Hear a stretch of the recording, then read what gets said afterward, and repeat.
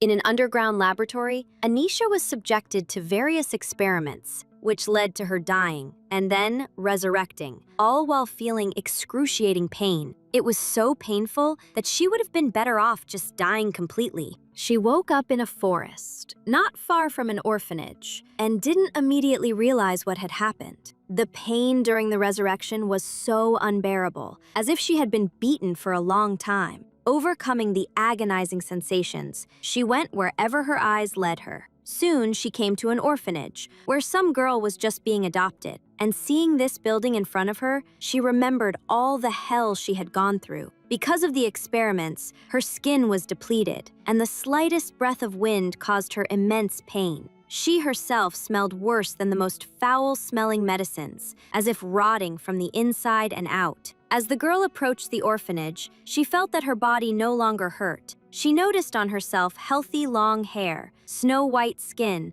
and slightly thin but cute hands. It was like a dream, and she thought she had finally found the long-awaited freedom. Rejoicing that God had taken pity on her, she began to truly be happy. After all, this was her chance to start over and avoid those terrible torments. Suddenly, she felt a strange, painful sensation in her wrist. Strange symbols appeared on her wrist, and the girl got very scared. These were the traces of those terrible experiments from her past life. Because of these marks, which then spread all over her body, she died. These are ancient signs that eventually consumed her completely. Anisha was very upset, considering it a cruel injustice. Still, for now, that tormentor doesn't know about her, and that gives her a chance. And she decided to do everything possible not to fall into his hands again, and to take revenge. For this, she first needs to gain favor and get recommendations. This most famous orphanage in the entire empire has a secret. Children who study well can be taken under the wing of some noble family. However, those who studied poorly and were disliked by teachers faced a cruel fate. They were also taken in by foster families, but then these children mysteriously disappeared. Something similar happened to Anisha in her past life. After the orphanage, no one saw her again. Now she decided to study hard because she was no longer that foolish, obedient girl. Very soon, she started to show that her hands were not growing out of her backside. The children, as well as the teachers, watched in surprise as she excelled in the kitchen. While doing household chores, Anisha showed that she was not lazy. The girl tried to do everything so that her teacher, Irina, would be proud of her. And she was in shock, not understanding how everything was turning out so well for a girl who was in the kitchen for the first time. It seemed strange to her that this previously unremarkable child had changed so much in just 3 months. Anisha herself was pleased that the teacher appreciated her first successes. She wasn't too worried about her work, as she had already been through all of this. She cooked, cleaned, even when her body ached from the pain after being beaten by the psychopath. Now her goal in life was revenge. She was so lost in thought that she didn't notice the obstacle in front of her. In this life, she couldn't avoid yet another petty scoundrel named Peter, who considered her nothing but trash in his way and often secretly bullied her. And now the guy was behaving rudely because he was receiving help from the Shallot family. And he often threatened her. But this time, the girl decided to fight back immediately. Her insolent reply enraged the guy, and he was ready to pull her ears to make her remember her place. But after all she had been through, his blows seemed insignificant to Anisha. Peter had already swung, preparing to drag her by the hair and push her face into the floor. But then the teacher came over and threatened him with punishment for showing violence. Of course, these were just words, because people like him are not punished. And Anisha decided to show herself now too, especially since a man from the higher circles had just arrived. He was wearing a mantle, but his origin was immediately visible from his walk. This was her chance to get help from him, and then she too would be able to show her disdain. Although now she was worried that a silly situation with Peter might interfere. And the girl assured the teacher that she was perfectly fine, when suddenly Irina, pointing at Anisha, declared that this girl was now at his disposal. The little girl didn't understand how this happened, because they had seen her clash with Peter,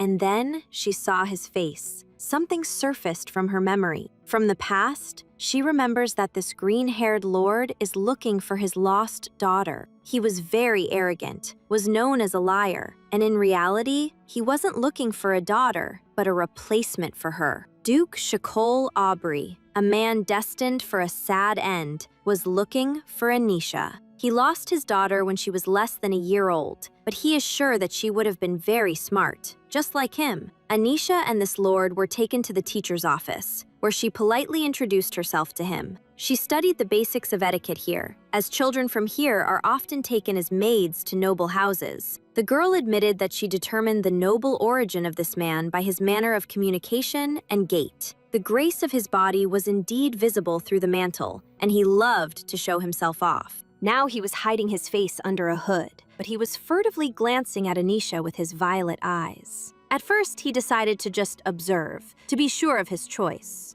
And the teacher, meanwhile, behaved in front of him as if he were an emperor. Next, they were supposed to discuss the adoption procedure, but the Duke asked to be left alone with the girl. Moreover, he hadn't said a word about adoption, and hadn't made a final decision yet. This teacher had always been very proud and cruel to ordinary children. However, now she suddenly knelt before Anisha, as if she was about to say goodbye. But the request from her lips into his ear, not to inconvenience the guest, poured out like poison. It annoyed the girl a little that Irina was only pretending to be kind, but she still promised to fulfill the request. Then the woman left, and the girl decided to only pretend to be an obedient child, believing that one day the teacher would not smile so maliciously when she got a stab in the back. Anisha turned to the Duke, who, throwing off his mantle, suddenly declared that he was very irritated. The girl even got worried, thinking that he had noticed the revenge plan on her face. Still, no curses followed from him. He simply offered her a seat. And now, when he revealed his appearance, she saw his green hair and purple eyes. In his unusually beautiful face, something immediately seemed familiar to the girl, and he began to carefully assess the appearance of the girl, who looked like a ragamuffin. This is how Anisha met the talented but ruthless Duke Shackleton Aubrey. First, he said that her task was to pretend to be his daughter and perform certain tasks. The girl was an orphan, and refusing would have been truly foolish. To begin, he gave her several sheets of paper so she could answer some questions. By completing this task, she would be able to live as the Duke's daughter for 5 years. Anisha was now living her second life, but memories from her past one remained. Shakul wanted her to live in his house, like his own daughter. Anisha was only a year younger than that girl. She was 10, but already possessed pride and intelligence. Now she needed to write down the answers Shakul had given her. There was a rather difficult problem there, which looked like a bad joke, as if she's about to take some IQ test from Mensa.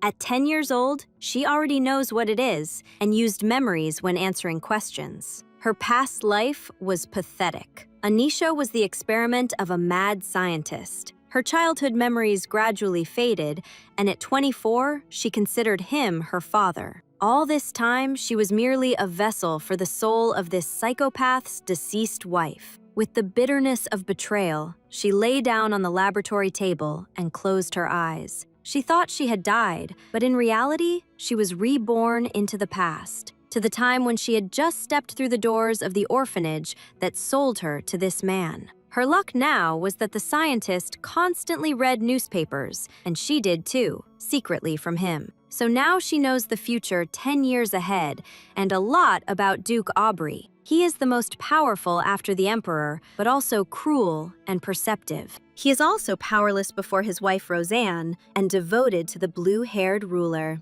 Now he was waiting for Anisha's answers, and she decided everything quite quickly. The Duke was surprised, but after checking, the answers turned out to be correct, and the girl boasted that she had been very talented since birth. At the end of this short test, Shakul declared that he was ready to adopt her. He doesn't like her disheveled appearance yet, but that will soon be remedied. Anisha even got worried, thinking she shouldn't have answered correctly. However, she is here and decided on yet another peculiar experiment. Later, she was put into a carriage, and together with the Duke, she will go to his estate. It seemed strange to her that she was taken away immediately, without a month of preparation and adoption papers. Aubrey noticed her puzzled face and became wary, but she assured him that everything was fine. It's just that she still knows his terrible future. He will die, and his lineage will be on the verge of extinction. Now, everything that was happening seemed like a ticking time bomb to her. The girl began to recall how this man would die. After the death of his sick wife, Aubrey participated in the Imperial hunting tournament. There, he missed and killed a member of the Imperial family, Alpha Argo. After this, the power of Aubrey's lineage would take on a dark shade. Their magic was forbidden, and the entire family was executed. But suddenly, a new memory appeared in Anisha's mind. A heroine with the power of the Aubrey family would emerge. This hadn't been there before, and she decided it was a side effect of the experiments.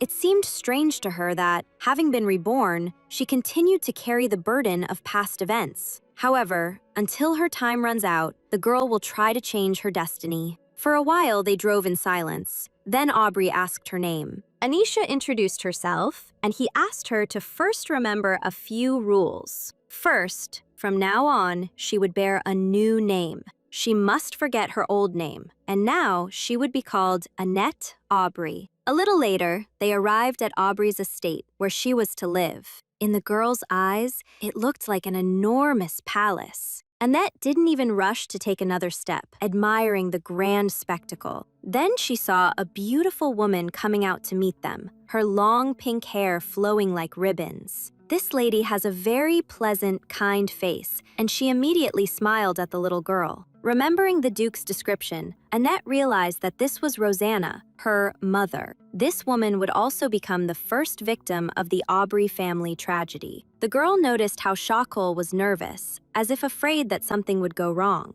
However, the girl had not forgotten everything he had told her in the carriage. From the moment of his arrival, she was to call him father, and his wife her mother. The girl also swore to him that she would remain true to her role. Shakul revealed a terrible secret to her. His real daughter was dead, but he didn't want to upset his wife with this news. The girl also has an oracle she can consult in the Duke's absence. Now no one must doubt that Anisha is Annette, the Duke's daughter. Otherwise, she will be sent back to the orphanage. And she needs to behave in a way that nothing indicates she is an orphan. Rosanna, seeing the little girl, immediately spoke to her, and her eyes filled with tears. The girl was still nervous and felt a stupor taking over her body. A stern but pleading look from Shakal helped her to come to her senses. And leaning her head forward from behind the Duke's back, the girl called Rosanna Mom. But everything was going as it should, because a daughter who has returned to her parents is afraid of being rejected. And out of fear of the unfamiliar surroundings, she seeks support from a more experienced adult. Annette didn't dare to go further yet. Then Rosanna called her again,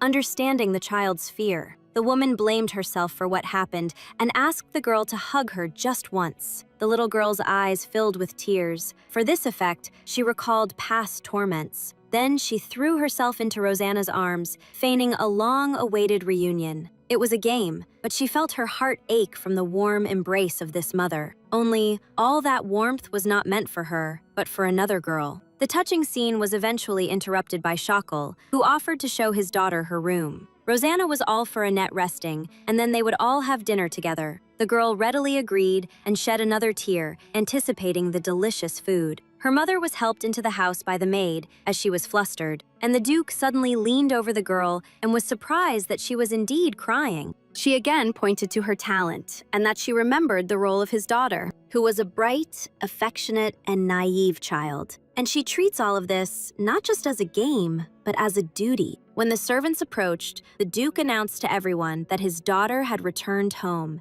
and he ordered them to take care of her so that not a single hair would fall from her head. All the servants humbly bowed their heads, promising to surround the little girl with care. The girl even opened her mouth. Now she would have a life like a princess. And Shakal asked her to close her mouth and not be surprised. He reminded her again that this was now her home, and she would be treated accordingly. Annette silently nodded in agreement, though she didn't expect much in her heart. Besides, the fairy tale life wouldn't last forever, only 5 years, and she decided to do as she was told. Then, there would be no problems with the Duke. Later, 2 maids, Mary and Gold, who were twins, were sent to the girl. At first, everything went smoothly, and they genuinely adored the little heiress. But when they gathered to change her, Annette screamed like a banshee not to touch her. The maids just wanted to help her take a bath, but the girl was against their presence. They had to get rid of the extra witnesses quickly, because if she undressed in front of them,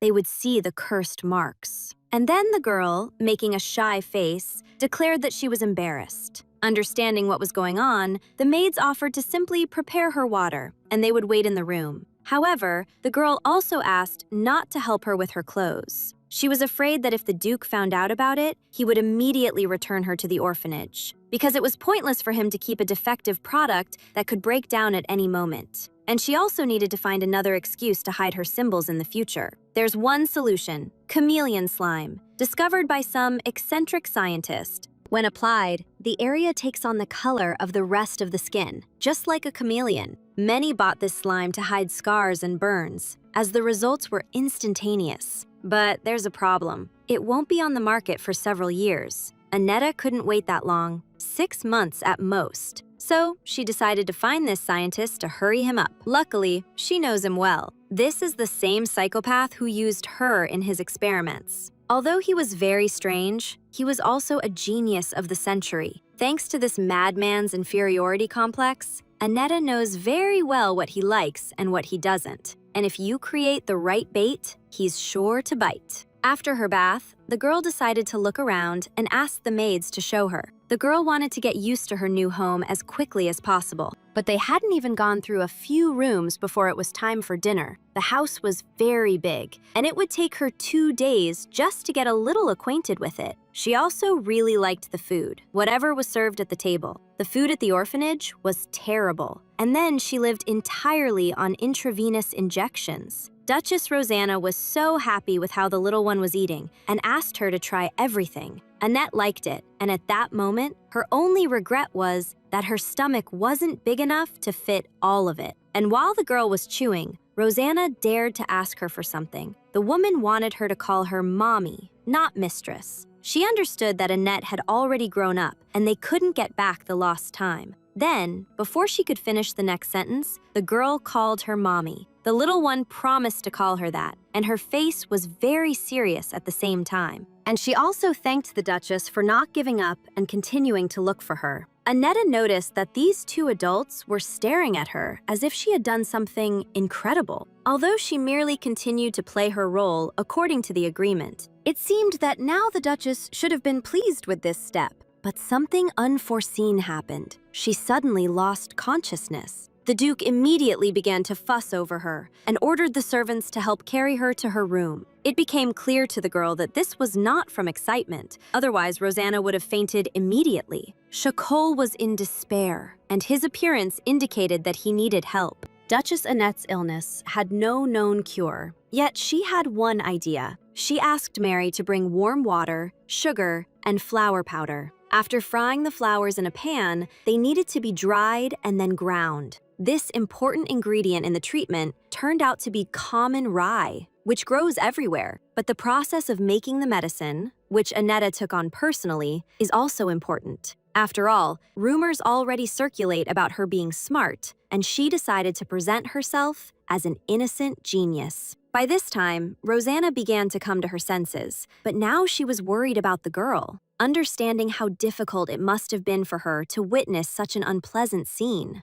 The Duchess blamed herself for this and thought she was a bad mother. Aubrey was worried. He loves his wife very much, but doesn't know how to help. At that moment, little Annette entered their room. She was holding a mug and explained with a smile that she had brought medicine. Chacol decided that the girl was just playing and asked her not to disturb her mother for now. But she insisted that the Duchess take this medicine, assuring her that she would feel better, although it looked suspicious, like ordinary mud swill. Seeing the contents of the mug, the Duke became angry, deciding that she was taking too much upon herself. It angers him that the child of unknown origin, whom he adopted from an orphanage, behaves so insolently. He was about to immediately put her in her place, but he fell silent as soon as he opened his mouth. In front of his wife, he restrained his anger, and the girl smiled sweetly at him and reminded him that she was a little genius because she looked so much like him. The Duchess also couldn't refuse to drink because it was the first thing her daughter gave her, and she asked her husband not to be too angry because Annetta was just a child. Shakol still watched suspiciously as his wife drank from the mug. The taste seemed sweet enough to her, but there was also a little bitterness. Then Annetta wished her mommy a speedy recovery, and she herself left the room. Watching her go, Shakol suddenly realized that he had thought too negatively about the girl, and she left the room in one breath, feeling fear and trembling throughout her body. Only around the corner did she stop to catch her breath, realizing that her actions looked suspicious. But since the Duke's reaction was good, the girl hoped everything would be fine. The little girl was also worried that her illness would start manifesting too, and they would begin experimenting on her. Although there was no laboratory here, the fear of the past repeating itself haunted her. Annetta flinched when the maids called out to her, seeing her sitting with her eyes closed. And so that they wouldn't understand anything, she started playing the role of a child who knew nothing. Trying not to show anxiety, she feigned surprise at the adult's reaction. At this time, Rosanna noticed her husband's anger, and he explained that the drink seemed very strange to him. Unlike him, the girl seemed very sweet and kind to the Duchess. She understood that the little one was not used to it, and asked her husband not to be so strict with her. Shakal was stubborn for a while, but still couldn't resist his beloved wife's request, especially since she also squeezed his cheek, which he really liked. And then it dawned on him that Rosanna's coughing had stopped. Neither of them had noticed it right away. Now the Duchess could breathe more easily, and the chills had stopped. Never before had her cough ceased so quickly, and they understood it was the medicine, although the Duke still suspected it might have been just a coincidence. But the girl's face was too confident when she gave them that drink. Shakol immediately summoned his assistant Pedro and ordered him to immediately bring the maids Mary and Golda to him. He wanted to somehow find out if it was a coincidence that his wife got better. Before leaving, he asked his wife not to worry and to rest. He himself was still not sure that bringing this child and Rosanna together was a good idea. But when he saw the girl's photo, he thought his daughter had returned, and with her appearance, Rosanna's condition improved. The Duchess's illness appeared suddenly 10 years ago. At that time, there were movements of common and aristocratic families in the empire. The reason for this was the reign of an emperor who was a true tyrant. He had a cruel nature and enjoyed war, recruiting soldiers from among the common people. He also constantly raised taxes when he himself was short of money. Therefore, the nobles raised taxes for their subjects, and the people found themselves trapped in a terrible reign. As a result, rebellions broke out everywhere and turned into cruel revenge. The kidnapping of noble children began because common people were losing their own children. The number of disappearances of children from noble families gradually increased. And among these families was Shakol Aubrey. His daughter was stolen by a nanny who had lost her own son. Meanwhile, the high-ranking duke's only son was found dead. The nobles, led by him, drew their swords, and a coup occurred. The people's anger and the growing fury of the nobles allowed this coup to succeed. The tyrant disappeared, and the missing children began to return one by one. But there were also children who could not return to their parents. The daughter of Duke Aubrey and the son of the Argo family could not, although the boy was later found. When Rosanna heard the news of the children's return, she brightened up a little. She believed that their missing daughter would also be found, but this joy did not last long. Soon the Duke received the terrible news that their child's burned body had been found. In a pile of ashes, they found the family necklace that the girl wore every day. Shakol could not bring himself to deliver this terrible news to his wife, in whom hope still lived. And when the Duchess wasn't looking, he was tormented by the grief of the terrible loss, because he couldn't tell his wife. After he first saw joy on her pale, sickly face, he had to keep it a strict secret, so she would never have to experience the same pain. So, as soon as Shakol found the girl with green hair, he brought her home. This girl turned out to be the same age as his daughter would be now. For a moment, Shakal remembered how skillfully the girl had shed tears when she met her mother. If only he could really find his daughter and bring her home. Then it's quite likely the little one would behave in exactly the same way. During the short time the girl from the orphanage was with them, Aubrey watched her. Yes, she looked very similar, but he was sure it wasn't their daughter. After all, his Annette had the same light violet eyes as he did. The Duke doesn't believe that eye color can change with age, because that only happens when experiments have been performed on that person. Later, the maids came to his office and reported that the tea was made only from rye grains and sugar. This was a recipe from folk medicine, and it seemed strange to the Duke that a little girl knew it, although a thought crossed his mind that he was overreacting. Mary also reported to him that the girl had returned to her room and that she was scared. She also recounted the little girl's confession that it was the first time she had been scolded. The Duke felt guilty about it and wanted to somehow fix it, so he asked the maids to tell him what the children liked. Soon after, Annette received the most exquisite sweets. She was just about to write a letter to that scientist when Shakol showered her with pastries. At first, she asked him why so much, and so unexpectedly. Aubrey explained that he really wanted to buy them, even though it was quite late. Then he asked about the girl's well-being, hoping she wasn't sulking anymore. And she understood that this was his way of trying to make up for getting angry at her recently. After such a pleasant surprise, Annette decided to show herself even more as a daughter. And calling him the best daddy, she assured him that she really liked the cakes. Suddenly, she saw that the Duke had frozen strangely and promised to definitely eat all of it. The Duke continued to be silently embarrassed, and she again showered him with kind phrases. In fact, Shakol was very pleased to hear this, even if it wasn't his biological daughter. In the end, after all the pastries she ate, Annetta was so energized that she didn't sleep all night. She kept thinking about that scientist, suspecting that circumstances currently prevented her from contacting him. It would be easier to talk to Aubrey, especially since she has been here for a long time. Besides, she personally doesn't have the money to deal with that crazy scientist. The girl planned to steal his developments for a new method of using magic stones. Usually, a magic stone has only one useful property. However, after some manipulation, a stone can take on as many as 2 properties. If you make an alloy from a fire stone and a water stone, you will have a stone that produces scalding water. Annette needs to win the Duke's trust to present him with her business idea. However, not everything went smoothly. There were those in this house who hated the little girl. Some disgruntled maids, seeing her alone, tripped her. Annetta didn't notice, as she was too deep in thought, and fell to the floor. And when her face met the floor, she heard the malicious laughter of those girls above her, who then blamed her, telling her to watch her step when she walks. They themselves would have liked to be adopted by nobles, so they were envious, and it infuriated them that they had to serve a dirty commoner. The girl sadly realized that no matter where she was, there would always be such bullies.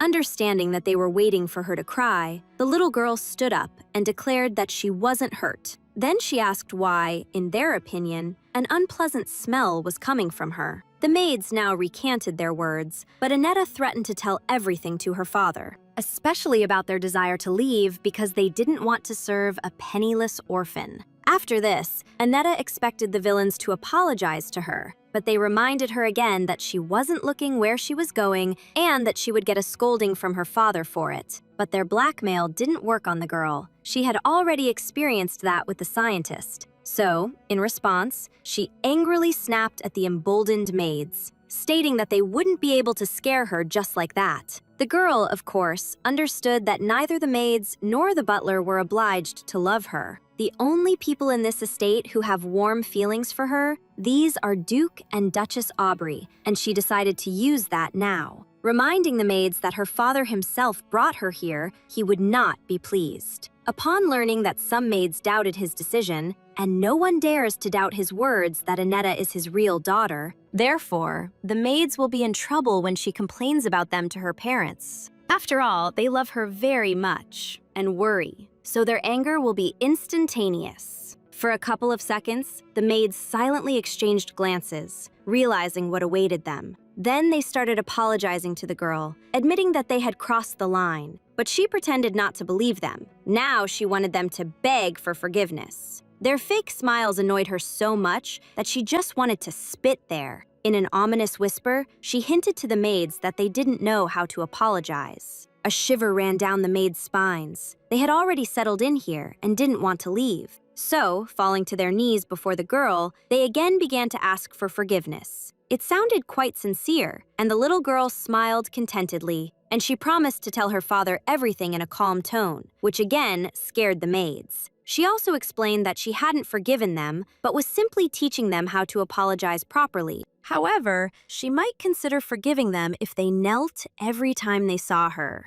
In reality, Annetta just wanted to scare them so they wouldn't dare to do it again in the future. She also didn't want to be labeled a bore. She just wanted them to leave her alone. Later, Annetta peeked into the kitchen, where cooking was in full swing. The chef noticed her and asked what brought the young lady there. The girl was a little surprised that the chef recognized her, even though he had never seen her before. However, rumors about her and her description were brought to everyone in this estate. Glancing around the kitchen, it seemed to Annette that the Duke respected his hard workers. Then she asked the chef to lend her the kitchen for a short while. The man allowed it, but deep down, he hoped she wouldn't burn anything down here. And the little girl decided to show a recipe for cooking meat from cheap preparations. In this way, she wanted to appease the Duke and Duchess to get initial funds. She felt that Aubrey needed to be impressed, and it was like the calm before the storm. Meanwhile, Shakol was busy with affairs in his office. Next to him was the butler, who also helped him with everything. And then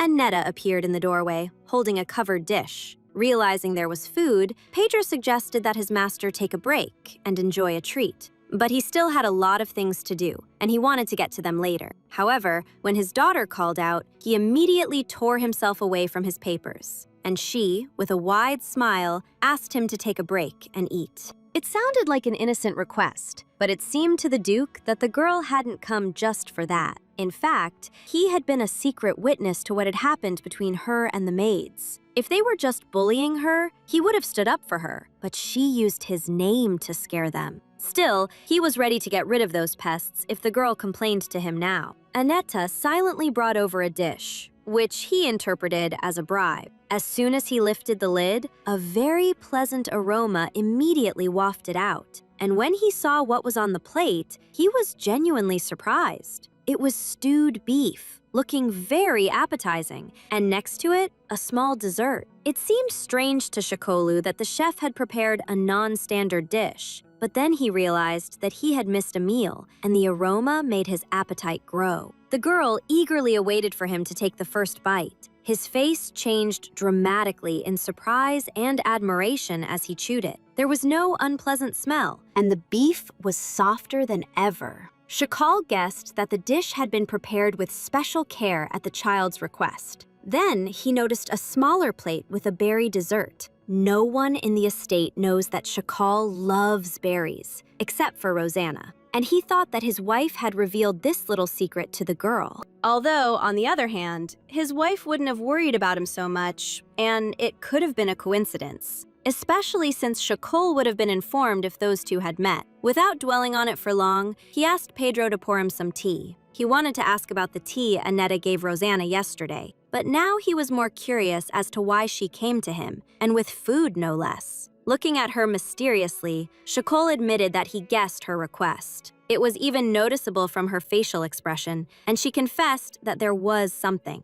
At first, the Duke thought it would be a complaint about the maids, and he didn't see anything wrong with that. As soon as Annette declared that she had uncovered a secret while studying, he immediately stated that he would fire them. The girl, not immediately understanding what he meant, clarified that she was referring to business. And the Duke explained that he was thinking about people who should have been fired a long time ago. But, speaking of business, he sees no reason to waste time on useless things. Annetta, however, stood her ground and started talking about magic stones. As it turned out, Aubrey didn't know about their properties, but he was interested. And the girl explained that these stones possess two opposing magics. And she was a little surprised that the Duke hadn't heard anything about it. Even a 3-year-old knows that each magic stone has only one attribute. However, if the proportions are mixed correctly, the sale won't be such a foolish idea. This seemed curious to Shakolu, and he asked to hear more. The pleased little girl, having gained his attention, began her story. He himself realized that these weren't just empty statements. He had thought Aneta was simply very stubborn, but her explanations turned out to be quite mature for her age, and he agreed to try. He also realized that the girl had prepared in advance for the conversation about magic stones. That's why she prepared a dish for him that he liked. Suddenly, the little girl shyly bowed her head, as if she wanted to ask for something else. And Shakol asked her to speak, as he greatly values sincerity. It was a little difficult for the girl to talk about it, but she admitted that there was one more request. Now the Duke was sure that she would demand the dismissal of those maids, and even rejoiced, because he would not let anyone into the estate who would stand in his family's way, especially arrogant maids. However, Aneta asked for 20% of the income after trading began. At the same time, Shakol shouted that he would fire them immediately, and awkwardness arose again.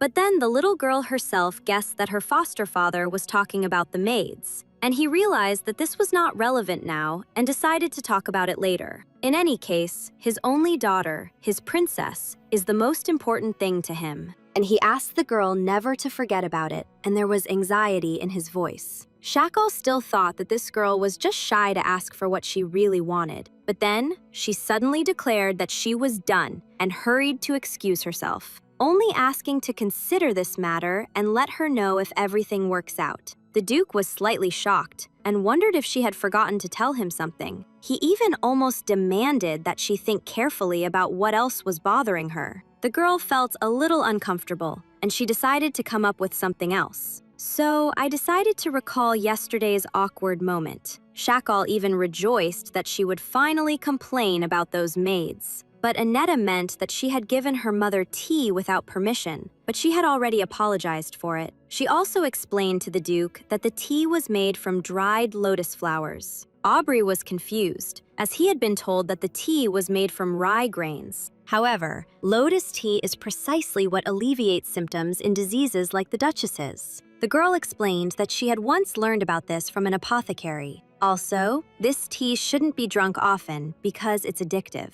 Aneta didn't want her mother to get carried away, as there was no real cure yet. She wanted to buy some time, so that the Duchess would live until it was invented. And then she remembered the terrible truth. Rosanna would die before a cure was found. Even she wouldn't be able to bear such a loss, and would sooner or later follow them all. Rosanna Aubrey will die in 5 years, and 2 years after that, Duke Shakol himself. Therefore, the girl shouldn't get used to prosperity and comfort. She herself has a maximum of 7 years left. During that period in her past life, she died due to ancient spells on her body. These memories made her sad, and to avoid showing it, she hurried away. The Duke remained just as confused, not understanding why Annette hadn't mentioned the maids. And then he felt the butler's curiosity breathing down his neck. The butler was curious if the Duke would finish eating. If not, he himself would gladly devour everything. But Shakol merely pretended that the food was so-so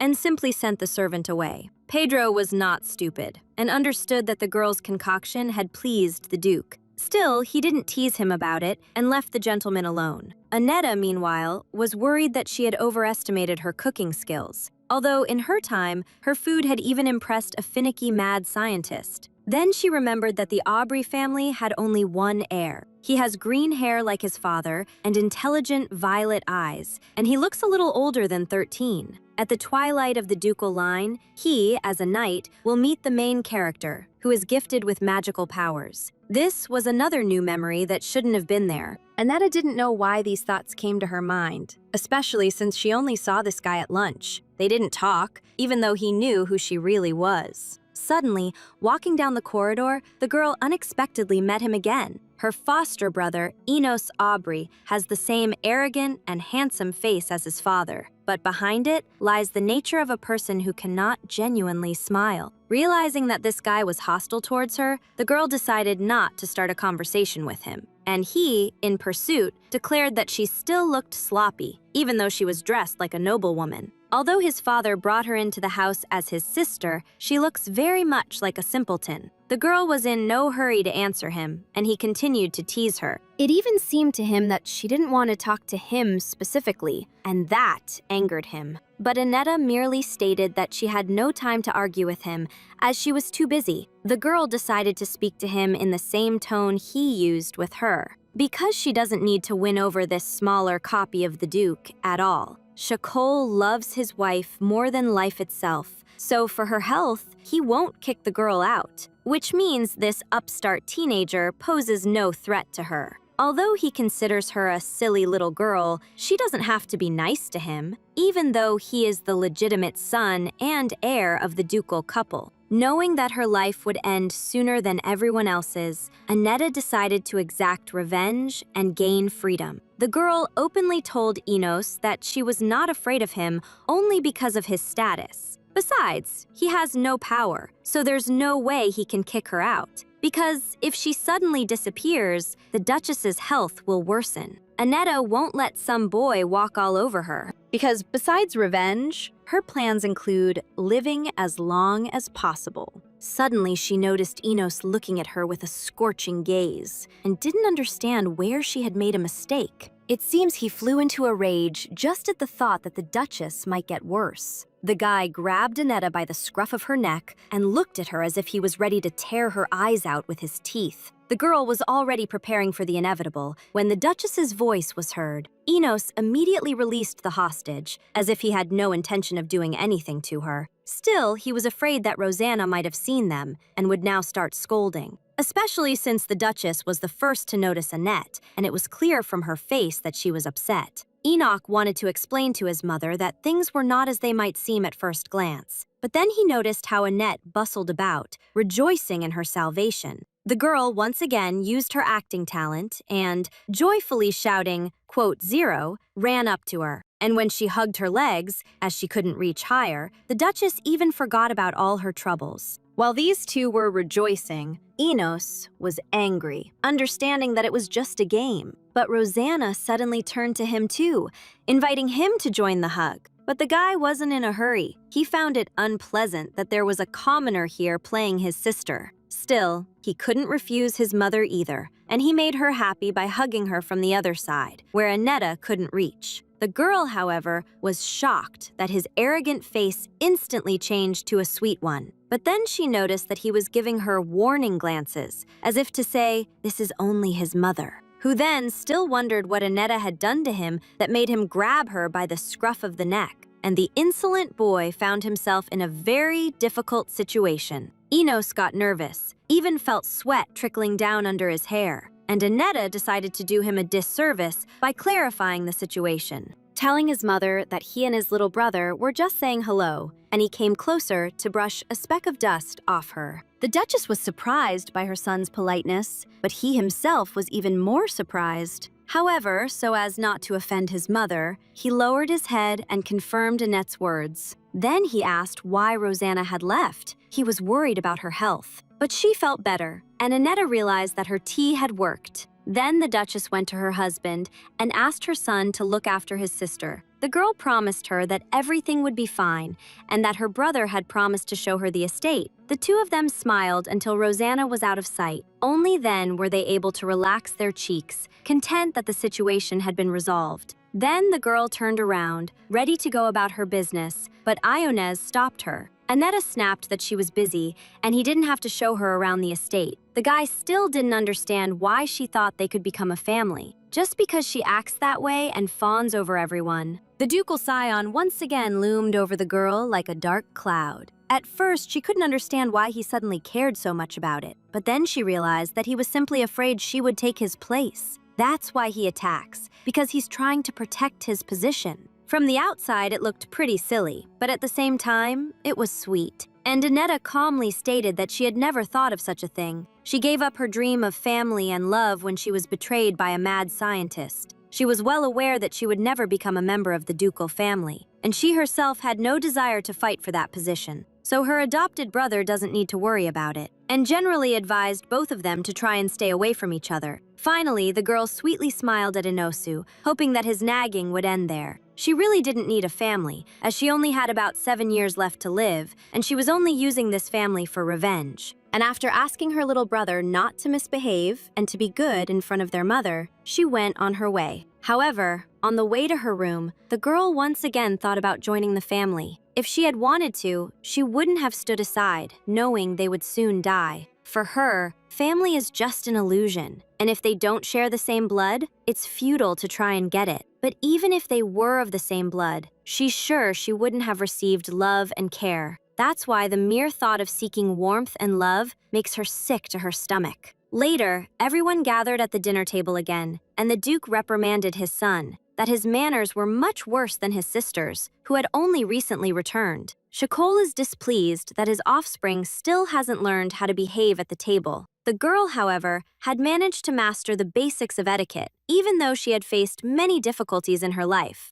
And the Duke is still unhappy that Enos hugged his mother, knowing she was sick and weak. The guy was cornered, and all he could do was apologize to his father. Annette even felt a little sorry for him, because he, who should be basking in the rays of love, is growing up alone. Now she noticed that he lacked self-confidence, and it wasn't because he wasn't loved. He is loved, but even in anger, his father never scolded his son, but rather lamented to himself. Suddenly, thinking about this, Annette noticed that her memories seemed to be mixing again. Vivid memories suddenly flooded in, and it was obvious that these were not only Anisha's memories. The Duke noticed her staring blankly and asked what she was thinking about so deeply. The little girl didn't embarrass him and explained that she was simply full. Both Shakol and Enos were surprised, as the girl had barely touched her food. She had only eaten a little salad and 3 pieces of meat, but that was enough for her. The Duke decided not to insist, understanding that she also ate little at the orphanage. It was really hard for her in the orphanage. Discipline was very important there. There was a man named En. He praised good behavior and punished misdeeds. In those days, the girl couldn't even imagine what it was like to eat her fill.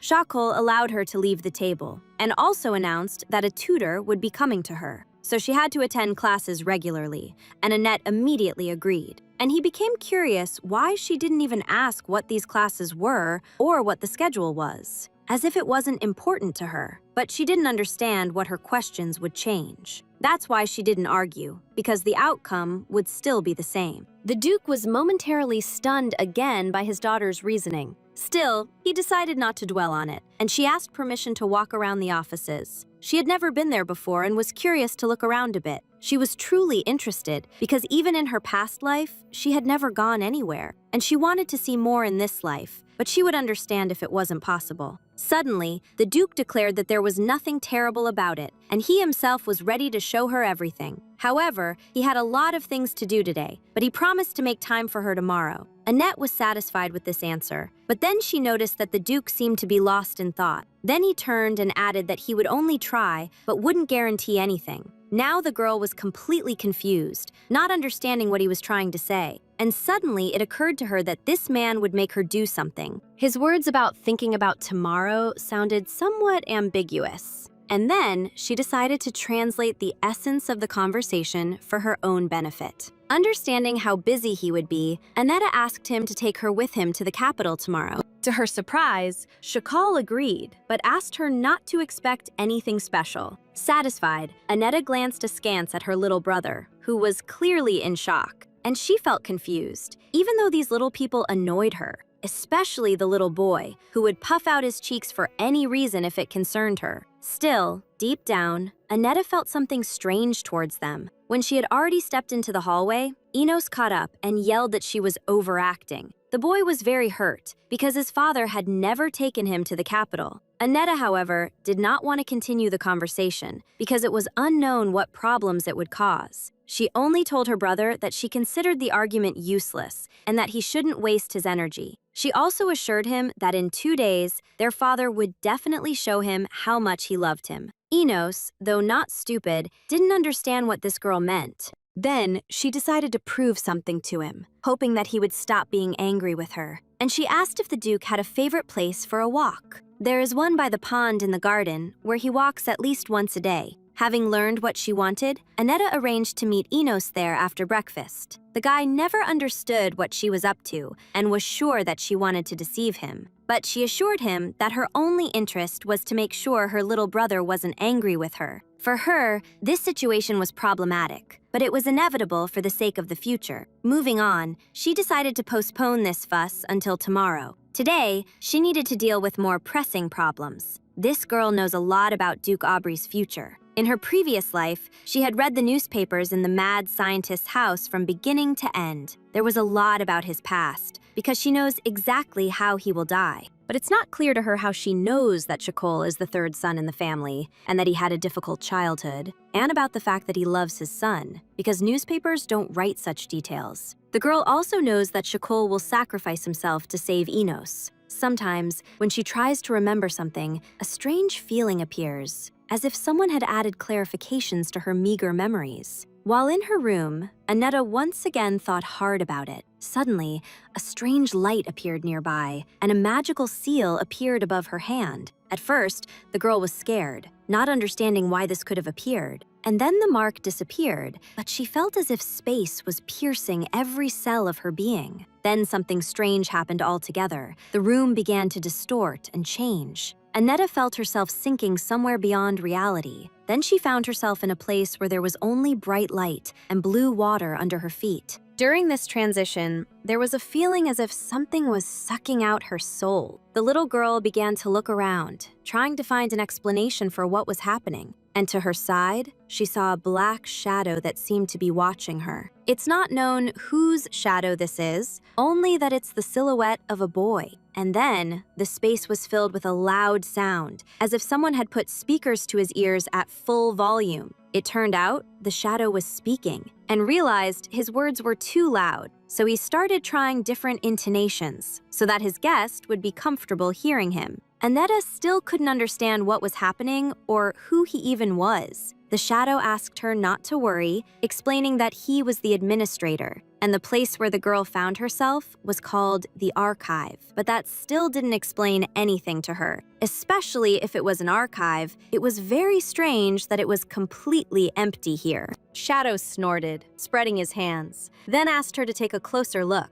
And immediately, huge, filled shelves began to appear around Aneta. It was like a library, and on the pages of these books was all the truth of this world. The girl wanted to look, but couldn't choose, because the books had identical covers. However, when she picked one up, she noticed it had a different casing. Then Aneta opened it, realizing that nothing could surprise her now. There she read that someone, stripped bare, had died when she was soon hit by a bus. The rest was written in an ancient language, and Aneta was unable to read it. Shadow hinted that this was just the beginning and it would get interesting later. But for now, she's more curious as to why he often hangs upside down. And she stared at the book again, but Shadow asked her to look straight ahead. The girl was stunned. The book in her hands began to move by itself. She was floating in the air, and the pages were turning one after another. The book opened to an entry from February 2016. On that day, Duke Shakal wounded himself in the leg to save his son. It seemed such fathers only exist in books, and it's even sad that Duke Aubrey no longer appeared in the story. Aneta continued to read, the text captivating her with new revelations. And while she was busy reading, the shadow never took its eyes off her. In the end, Aneta realized that in this diary, the author recorded his reviews of the novel __quote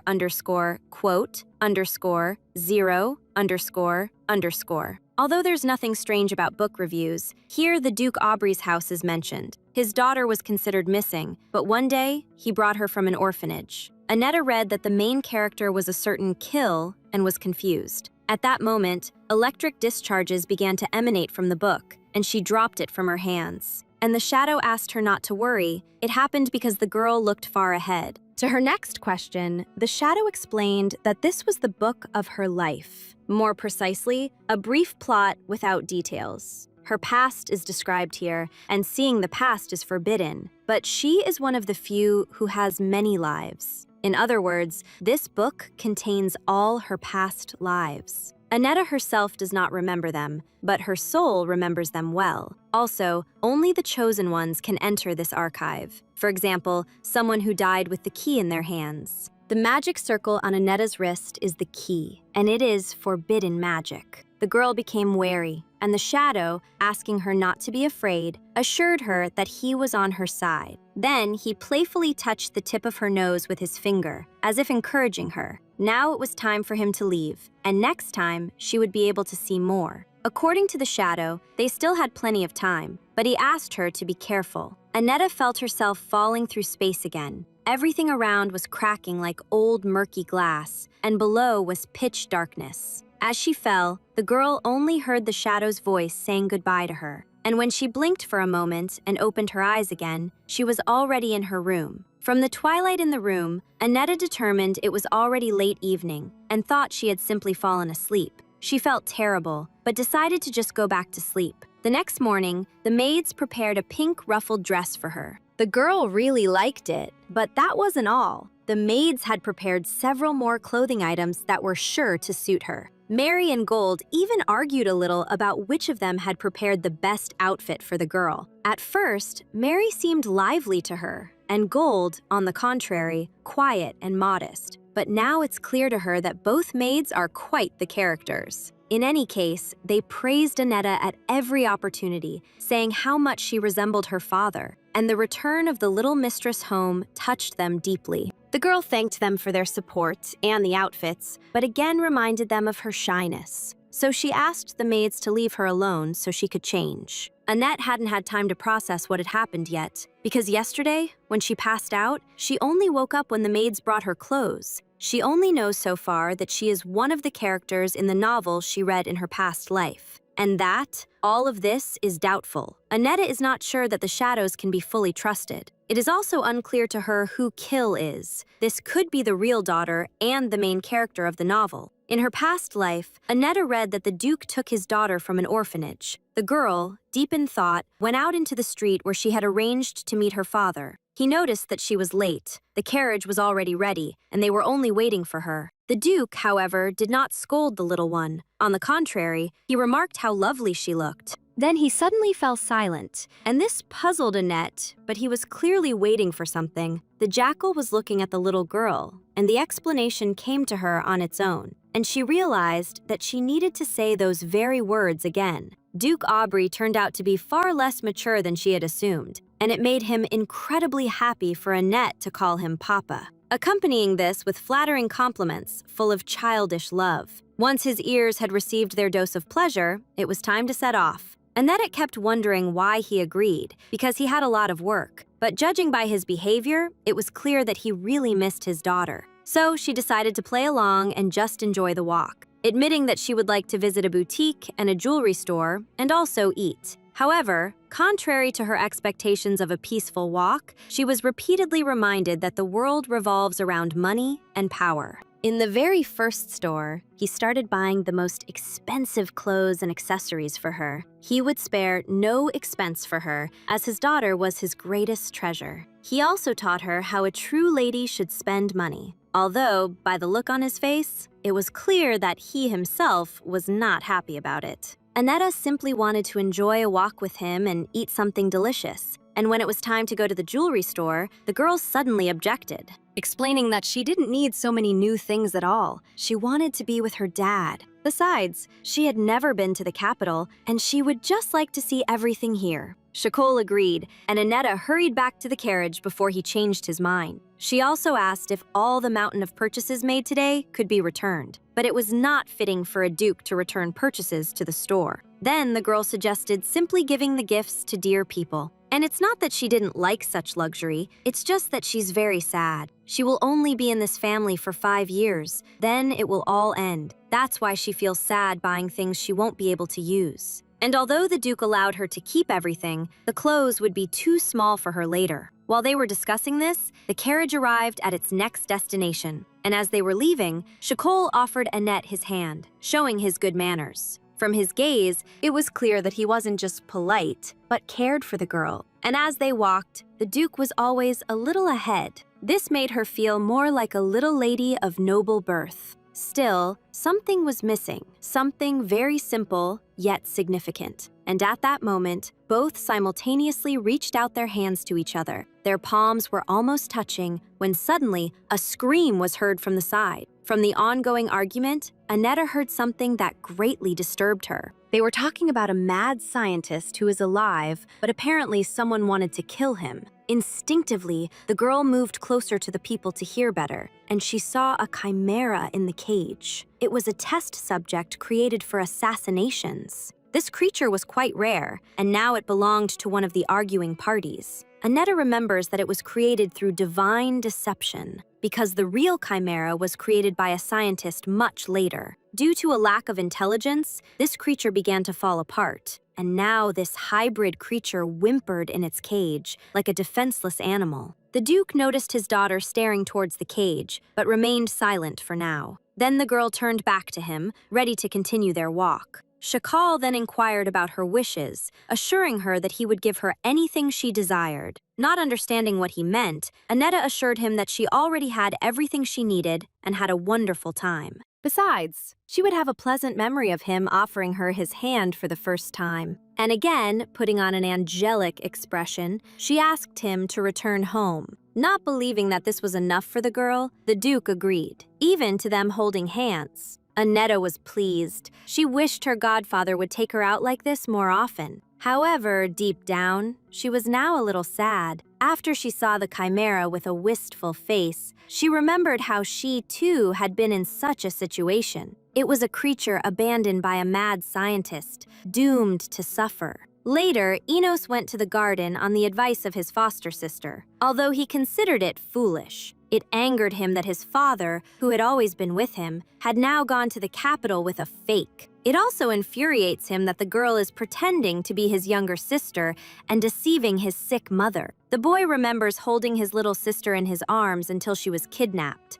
He had grown to love her, and now he really wanted to know if she was even alive. While Enos nervously tossed all these thoughts around in his head, Aneta appeared, and he started grumbling that he was already about to leave. But the girl reminded him of their agreement, which, however, didn't work, because Enos is sure that his father doesn't love him. Then the girl asked him to think about the easiest way to win love, and also try to control your emotions, even though the situation is tense. Enos stared at the girl, not understanding what nonsense she was spouting or what she was trying to achieve. Suddenly, she grabbed his sleeve and ominously hissed that he would die today. This was part of her plan, and she hoped her brother would do everything right, but he was too scared. Annette even liked seeing the expression of fear on his face, but that wasn't her goal. Then she explained, if father rushed to save him first, it meant she had won. And since she would achieve victory, her gloomy brother would have to leave her alone forever. Saying all this, the girl dragged Enos with her into the pond, where it turned out to be deeper than she thought. The cold began to squeeze her body. Aneta even panicked because her brother couldn't swim.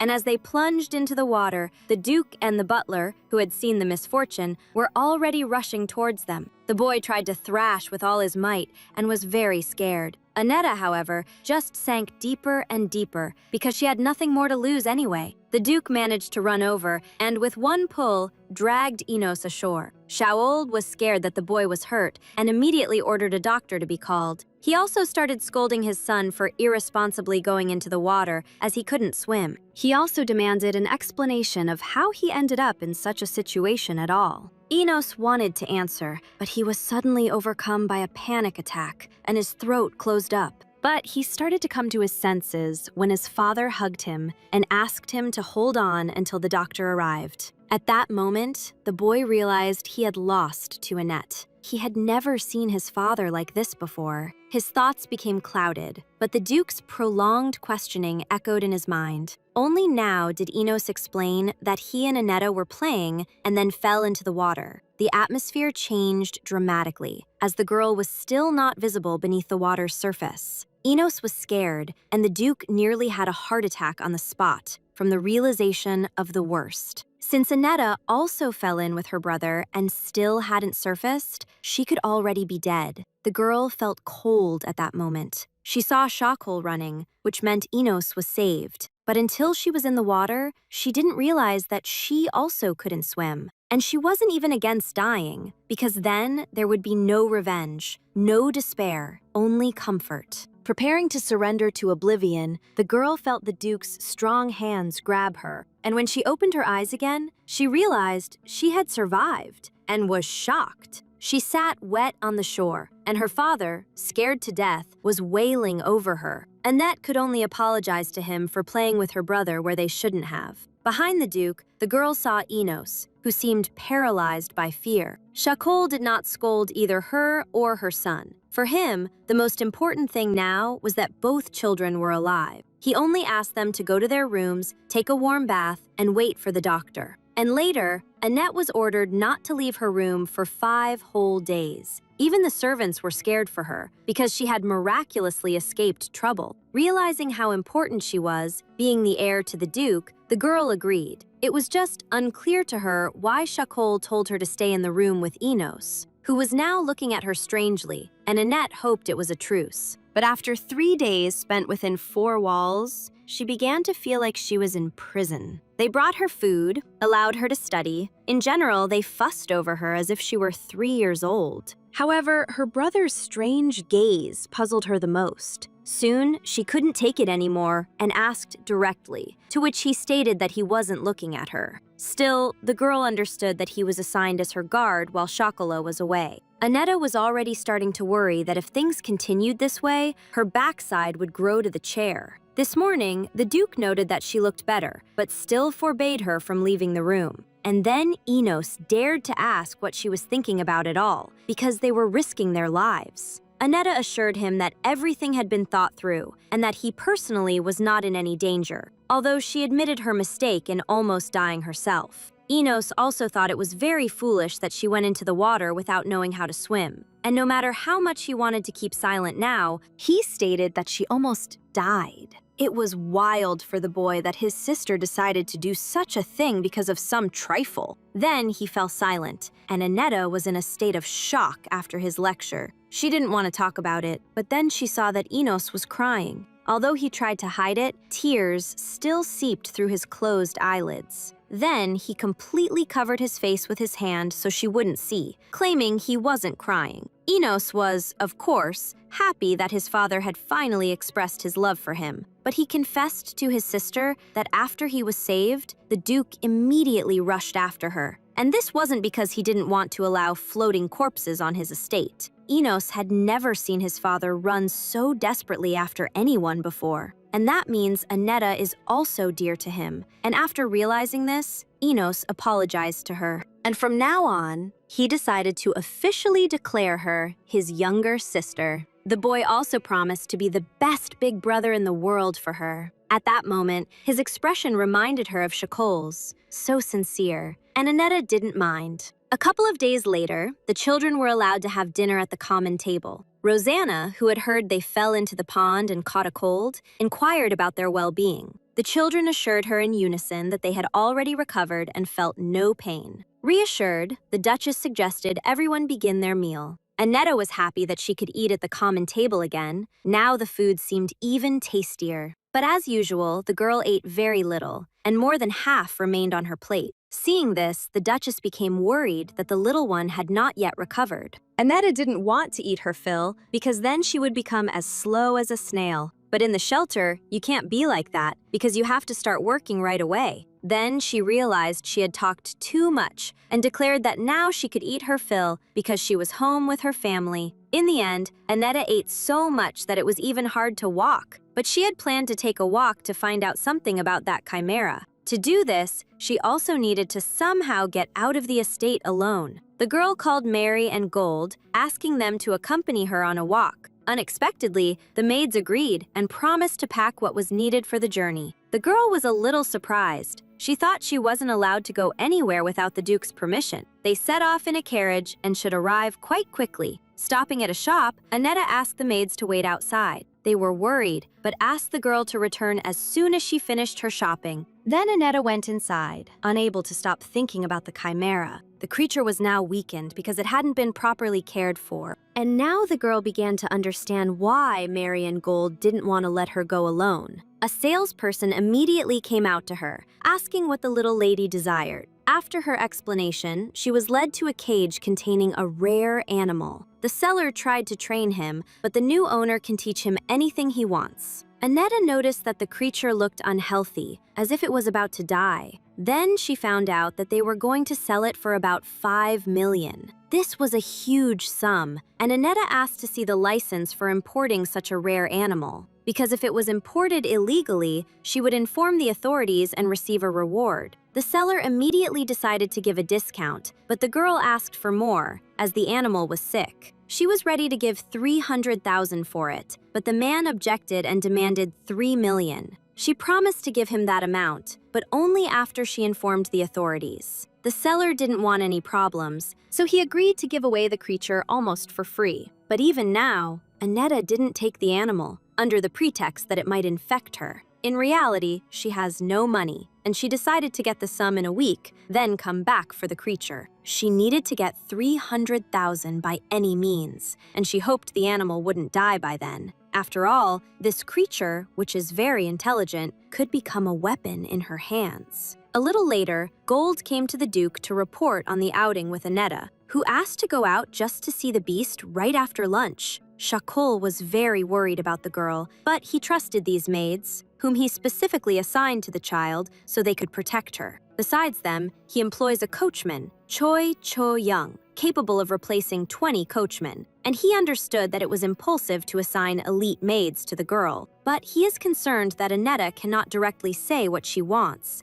He also wanted that special food from the chef again, so he summoned this employee, who appeared immediately. The head chef turned out to be an imposing, red-haired woman who could take down a wild boar with her bare hands. Shkol began by saying that the taste of the food had noticeably improved lately, but the cook understood that the Duke hadn't called her for that and asked him to get to the point. Then he asked her to prepare the same dish as last time for his daughter's arrival. The Duke asked what dish it was, and the cook stated that she wasn't involved in the cooking, as she had been asleep then. She shocked the master by stating that not even the assistant had cooked it, but the little mistress. More precisely, she gave them a recipe to make the meat very tender and juicy. Shakolu suddenly needed to be alone, and he demanded to be left by himself, especially since the cook started to egg him on, but she's the only cook who tolerates his whims. And the Duke kept trying to understand where such talents came from in a little girl. Annetta, meanwhile, was thinking about what she could sell to raise the necessary amount. Among her belongings, there was nothing valuable enough for her to get by, although her hair started to shine because of the shampoo, and she thought of selling it. After all, good locks are in demand for wigs and medical procedures. As she was twirling in front of the mirror, the Duke entered and asked what she was doing. He had come now to remind her that in 2 days he needed to leave for the north. The journey there takes 10 days, and to get there faster, he uses magical transportation. He plans to take Annette with him, warning her that there will be a boy 2 years older than her there. The girl remembered that this was the son of Shakul's elder brother, the only one of the Argo clan who had been kidnapped at an early age. He was abandoned in the demon forest and raised as a demon. They say he resembles a true monster.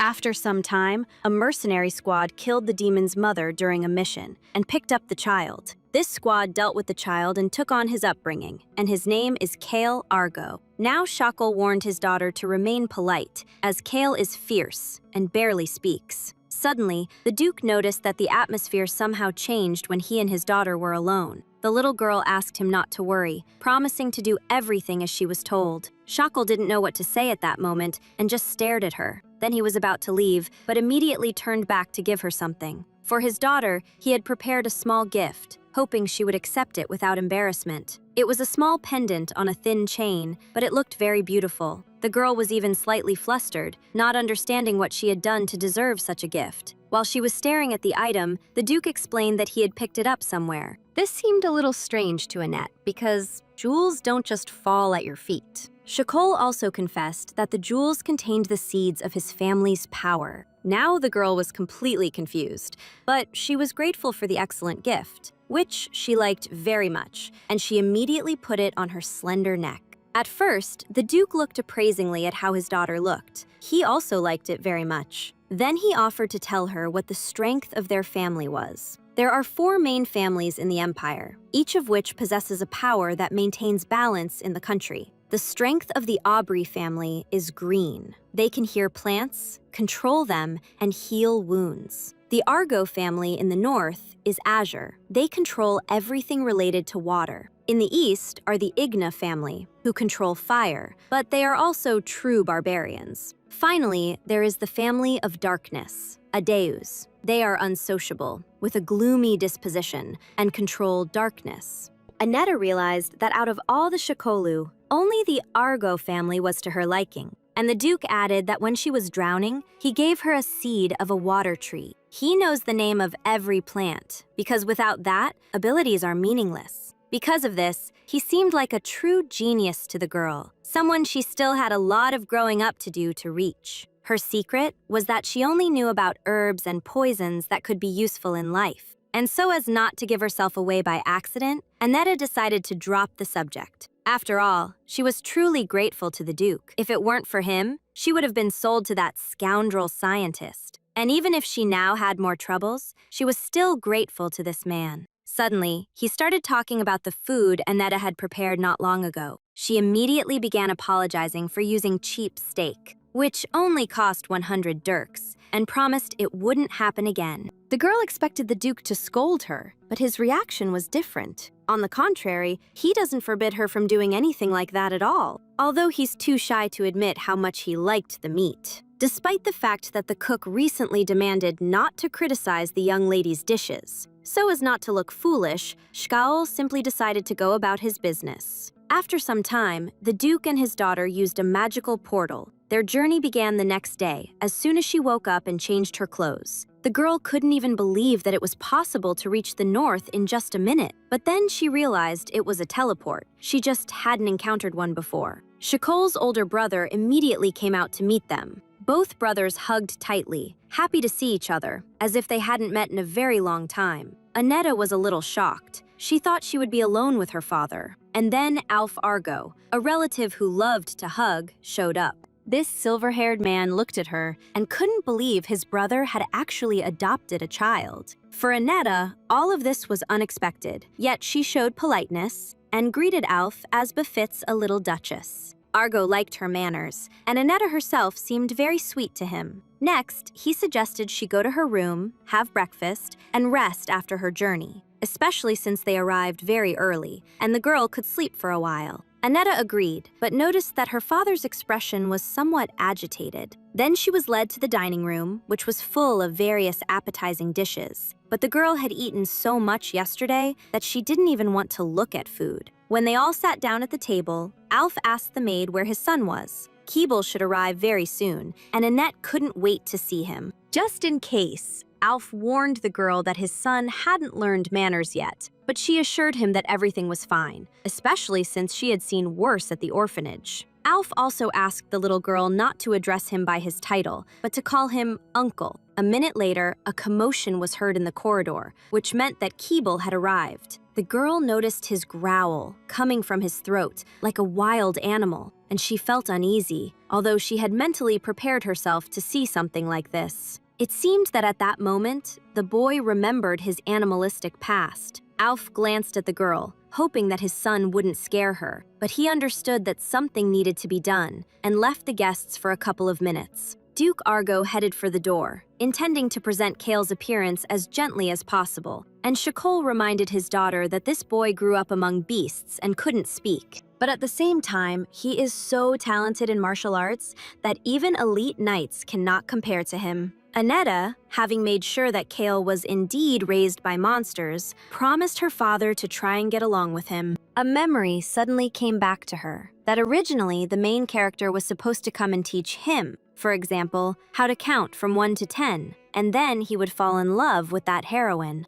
The The girl flinched again. Before this, she thought all thoughts belonged to her. But this time, she felt a strange repulsion, and she considered herself the main character in this story. Trying to organize her thoughts, she instinctively touched her head. The Duke noticed this and became worried that his daughter was in pain. The little girl couldn't say anything because she would be considered insane, and so she blamed it on a slight dizziness. It's good that the memories are coming back gradually, otherwise her brain wouldn't have been able to handle it. The girl decided to use a technique she loved in the novel, convincing herself that she was made up of her memories and that her knowledge and thoughts were known to her. At the same time, she seemed to hear voices narrating passages from that book. Sometimes they grew louder, sometimes quieter, but Annetta worried that she would have to live with this for the rest of her life. At this time, Alf was leading his son into the dining room, offering him something to eat. Shakol and his daughter stared intently at the door, as if expecting to see a werewolf. But Duke Argo entered, carrying an ordinary boy in his arms, albeit a very wild one. The boy made guttural sounds, while looking at the guests as if they were his prey. Duke Aubrey was the first to greet the young master, and the girl tried to understand what they were trying to get from Cable if they treated him like that. They are simply trying to subdue a child who lived among monsters, where only strength rules. When Alf sat his son at the table, he continued to growl and twitch. He tried to break free, and Alf told him to sit, like a dog. Surprisingly, the boy obeyed, but it's unknown how long this calm will last. Last time, he couldn't even be seated at the table, but he's being intensely trained. Alf believes that one day, his son will finally become a little more like a human.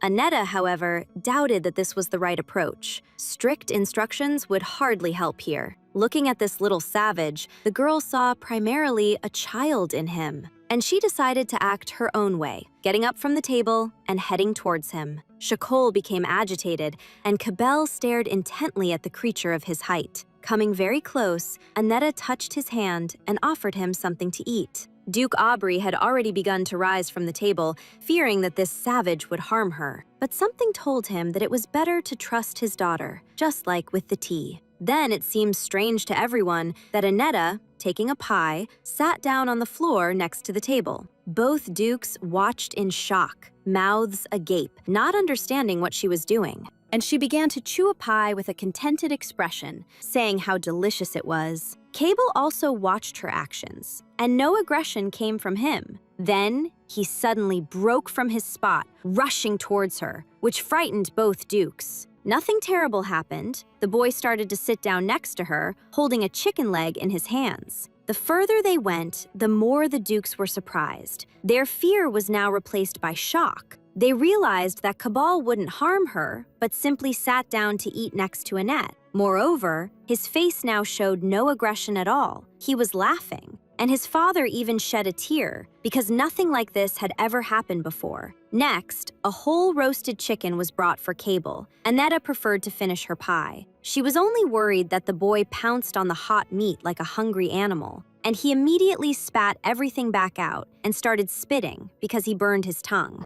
This naturally made him very angry, and he started grumbling and waving his arms. Fearing that Annette might get hurt, Alf immediately rushed to them, but the girl stopped him, assuring him that everything was fine, even though meat that Kael was throwing was flying at her. The Duke froze in place. He wouldn't forgive himself if this little one got hurt, and he started calling his son, asking him to stop, but the boy wouldn't listen to him. At that moment, Annetta did what she thought was right and hugged the little savage. At first, Kael, of course, tried to resist and push her away, but after a couple of seconds, he realized that she wasn't trying to hurt him, but rather the opposite. Apparently, her embrace reminded him of his mother's warm hands, and he calmed down. After that, the little Duchess smiled at him and praised him. Cabal was actually trying to understand what strange changes were happening, and while he was lost in thought, Annetta shoved her pie into his mouth so he would taste how delicious it was. He tried to spit out the unfamiliar food immediately, but then changed his mind. A pleasant sensation immediately filled his mouth, and he liked it.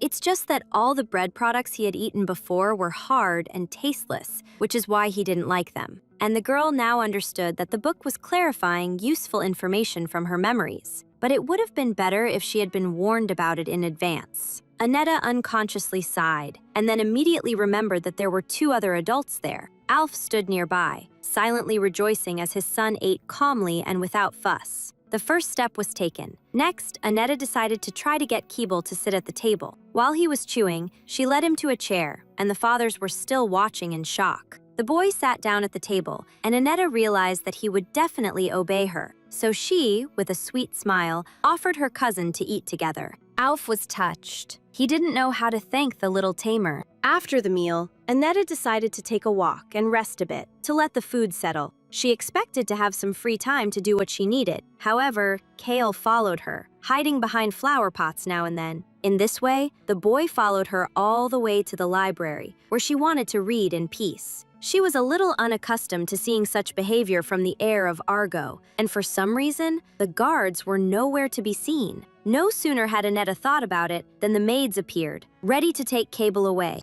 Obviously, he would be locked up again, so he wouldn't cause trouble. The girl felt sorry for him, and extending her hand, asked him to come with her. The young duke showed no emotion, and it was obvious. However, he approached the girl, in whom he was beginning to place his trust. Suddenly, a message rang in Annette's head like a bell, and she didn't understand what it meant. It was as if someone was trying to warn her about something, but it felt strange. Ignoring this, Annette took Cabelle's hand, noticing it was quite rough, and together they went to the library, where there were countless different books. Taking one out, the girl kept wondering how she could learn to understand the ancient language. A memory immediately surfaced that the Aubrey family was on the verge of extinction, and the death of Duchess Rosanna Aubrey will begin a series of misfortunes. Soon after, the arrogant Duke Shakol will die. Tragedy will not spare Enos, who will end up on the streets. In the end, the heroine of this world, Shakina Aubrey, will take first place. She is called Kill, and she quickly seized power in the duchy. Annetta suddenly remembered that this was the name of the child they originally wanted to adopt instead of her. Suddenly, it dawned on her that this child was the one who destroyed the Aubrey family. The girl immediately perked up because this wasn't her real family, and there was nothing to worry about. While she was lost in thought, Kale, imitating her, held the book and tried to understand what she was doing. In the end, Annetta, finding nothing useful for herself there, decided to leave. The boy, following her example, also kicked the book back onto the shelf. Immediately, a strange sound was heard, making the girl turn around. Cable just kicked the book with such force that the bookshelf shook, and the books were about to fall. The child, not understanding anything, could get hurt, and Annetta got scared. She reached out her hands to him and started calling for him to come to her quickly.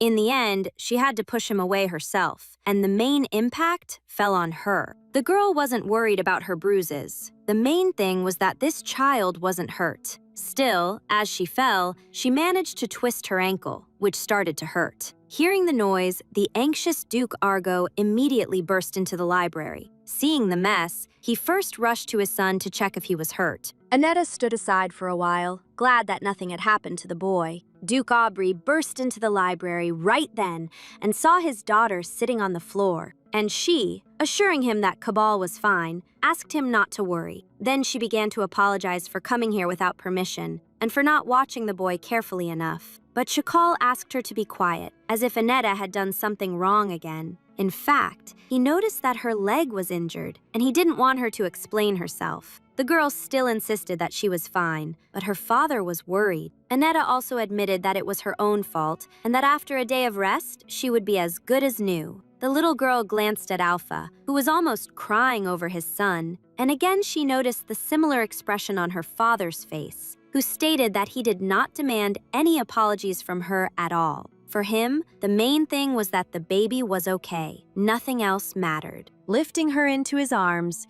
Duke Aubrey himself took her to her room. But Annetta objected, and Shakol didn't understand why she was so stubborn. The girl simply didn't want to inconvenience him unnecessarily. Besides, it hardly hurts her, because over time she gets used to it, and it subsides. Still, the Duke disagreed. He couldn't let his daughter suffer. Picking her up in his arms again, he understood that she was only coming to terms with the pain. Then he told her that she shouldn't be ashamed to ask for help if it hurts. Here she admitted that at this rate, she might become a little mischievous. But Shakol agreed to this. He would even be happy if she threw tantrums. Annetta found this a bit wild to hear, and besides, she wasn't used to it. And her father asked her to start changing, and he didn't care even if she seemed crazy. Then, more loudly, he asked her again to never hesitate to ask him for anything. The girl didn't need anything, but the Duke insisted that she think carefully. Then Shakol healed her leg, but continued to carry her in his arms to her room, explaining that a relapse could occur, so she needed to be more careful. Actually, the healing abilities of the head of the household are so great that they can gradually revive a person who is on the verge of death, regardless of external and internal injuries. But this power cannot prevent natural diseases. It can only heal dead skin and prolong life. Although it would be great if this power were a cure for all diseases.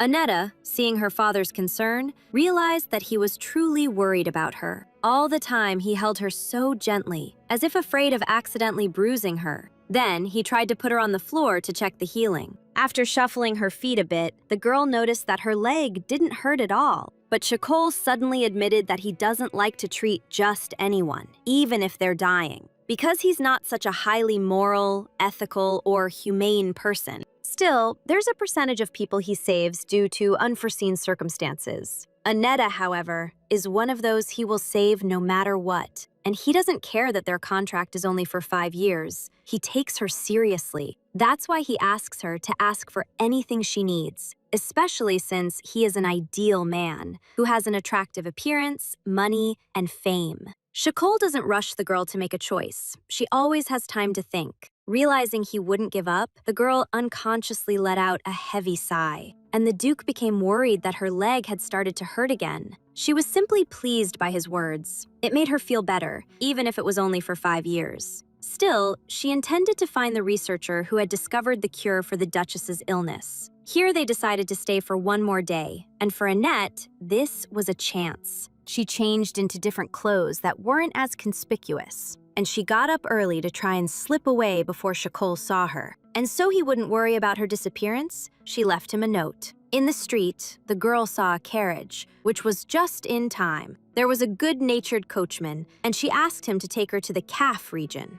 This place was in a wooded area, and the road there was not very smooth.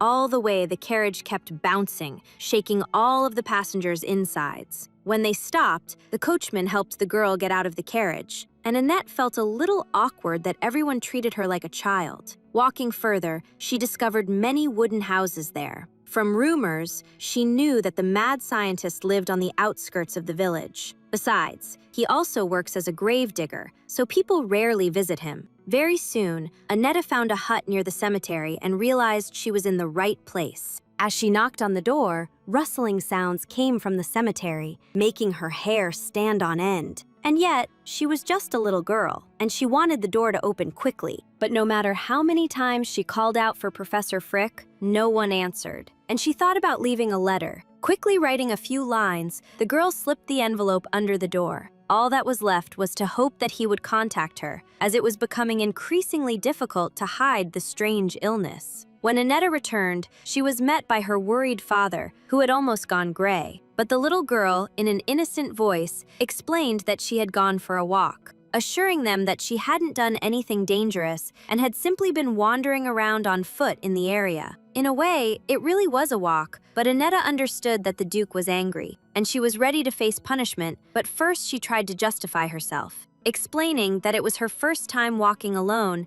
and hoping that next time Dad would go with her. Now, the Duke was happy that she was alive and well, and he decided not to continue the interrogation. And asking her not to think about it anymore, he invited her to go to the dining room, where her uncle was already waiting. At the end of breakfast, Annetta was about to leave, but her uncle asked her to stay for a minute. He wanted to apologize to her. Alf heard that she had hurt her leg and understood that he had caused Shakola problems. He grumbled that there were indeed more problems now. Aubrey looked thoughtful, but it was clear from Argo that he was barely holding back laughter. Then he started laughing, which greatly puzzled Annette. He just liked that Shakol, since their first meeting, was so sharp for the first time. But Alf realized that he had been careless, because his son was so strong that even knights had difficulty dealing with him. Annette intervened, stating that she was fine and believed that Keeble had no malicious intent. Alf was grateful for the understanding and stated that his son also wanted to apologize.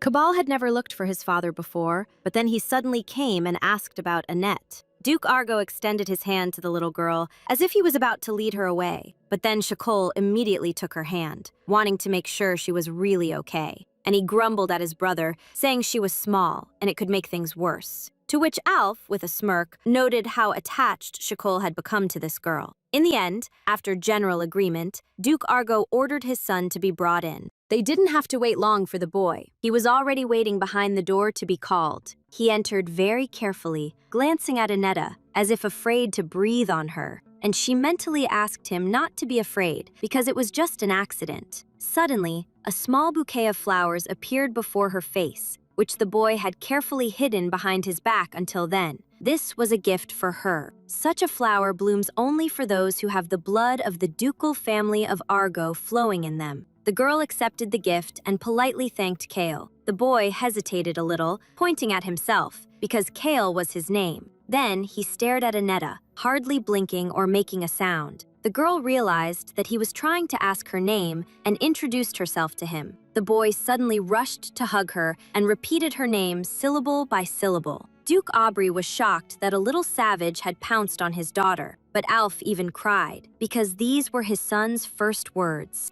And from the outside, it was easy to see how each of the dukes was trying to defend their position. After a short while, it was time for Shakolu and Annette to return. Duke Argo thanked them for their visit and hoped that Annette would visit them again. The girl was not at all against it, promising to come as soon as she had the opportunity. She also said goodbye to Cable, promising to chat more next time. The boy had only remembered her name so far, but Annette asked him to keep learning, and if he studied hard, they would definitely meet again. Then Annette stepped onto the magical circle of the teleportation portal, and waving goodbye to Alpha and Cable, she prepared for departure. The Duke gave a farewell smile, and the boy repeated her hand movement again. When Annette literally dissolved into the air, Cable was afraid that she had simply disappeared. And a couple of days later, something worse than a falling wardrobe happened. Her maids, Brother Enos, were shocked when they saw what Annette had done. Shakal was especially shocked, deciding that his daughter had gone crazy. But Annette had only cut her hair, and her new hairstyle was very noticeable. But she cut them to sell, and green hair is rare and very expensive. The girl didn't regret her curls, because she was able to acquire a chimera. Naturally, she had warned the guards in advance that she would bring a pet, but now she understood that even the soldiers had gathered to find out the details. While on one hand she had good fortune, on the other, her father was upset. He even thought that some jerk had hurt his daughter, which is why she cut her hair. Annette immediately assured him that she was simply uncomfortable with long hair. However, even Enos, who previously didn't care, started scolding her for it. But his father immediately sent him to his lessons so he wouldn't get in the way. Now Annette was in for a very serious conversation, although she didn't understand why her father was so angry. They went to his study, where Shakol told her to sit on the sofa, but the girl was already so agitated herself that it was as if she had sat on a cactus. And she tried to hide the trembling in her knees, expecting a lecture from her father. The Duke believed that the girl was trying to set her own boundaries in this way, that she had her own thoughts, and he tried to come to terms with that. But now it seemed to him that she was humiliating herself, and he decided to take her upbringing under his control. Shakal simply could not understand why the girl sold her hair just to buy a beast. Only she couldn't admit to not wanting to be controlled. And while the Duke continued to explain that it shouldn't be done that way, the girl used a childish tactic and started sniffling. Then she explained that she only wanted to buy something with her own money. Then she smiled sweetly and asked Daddy not to be angry with her.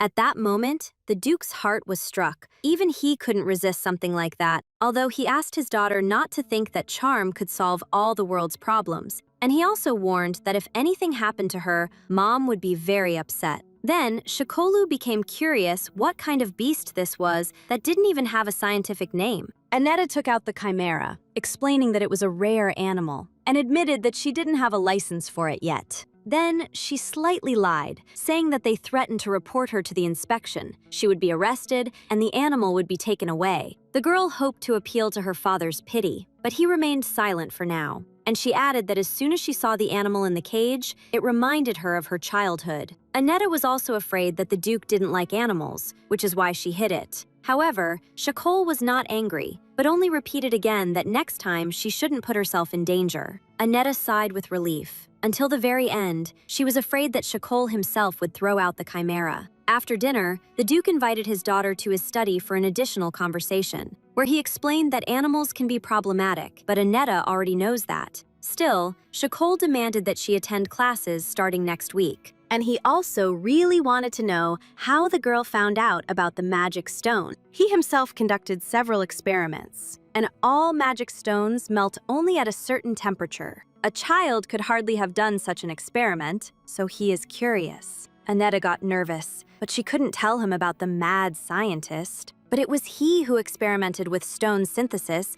before the chimera experiments. From him, Aneta learned that the melting point was 987 degrees. She needed to come up with an answer that wouldn't make her seem crazy, and she stated that she just knew. To which the Duke chuckled, admitting that his daughter had many secrets. Then he decided to familiarize her with the contract, as synthesized magic stones would soon appear on the market. The girl was happy that they would start selling them, and she would get a share from it. And at that moment, she regretted asking for only 10% of the income. However, after reading the contract, Aneta noticed some discrepancy. It stated that she would receive 100% of the profit. Shikol didn't understand what his daughter disliked. He himself thought everything was correct. And then the girl directly pointed out that there was an extra 0 written in the profit share. Aneta expected a logical explanation from her father, but he just smiled sweetly. Then he added that all the income would be hers, and he was doing this so he could stay with her longer. Besides, he is sure that this business will be a huge success. The offer was attractive, but Aneta was worried that Shikol would regret his decision. But that was how he wanted to compensate for her unwillingness to take anything from him. Actually, he himself would lose nothing because he had monopolized most of the imperial trade. So it's nothing for him to arrange such a source of income for his daughter. After a little thought, the girl still asked to review some points. For example, if something happens to her, she will transfer all rights to the Duke's house. Not that she was deliberately looking for trouble, but anything can happen to anyone. All the more so, she herself had no intention of dying. It was important for her to find a cure for the Duchess. Otherwise, regardless of whether the business is successful or not, both of them will surely die. Aneta asked for this clause to be included in the contract so that Shikol would be insured. The Duke was still trying to convince his daughter that it wouldn't help at all, but she insisted, and he could no longer argue with such cuteness. Looking at her, he increasingly felt that his real daughter had indeed returned to life. If she had grown up in safety, she probably would have been like this girl. Such an admission pleased Annette because it meant that she was coping with her role. At this,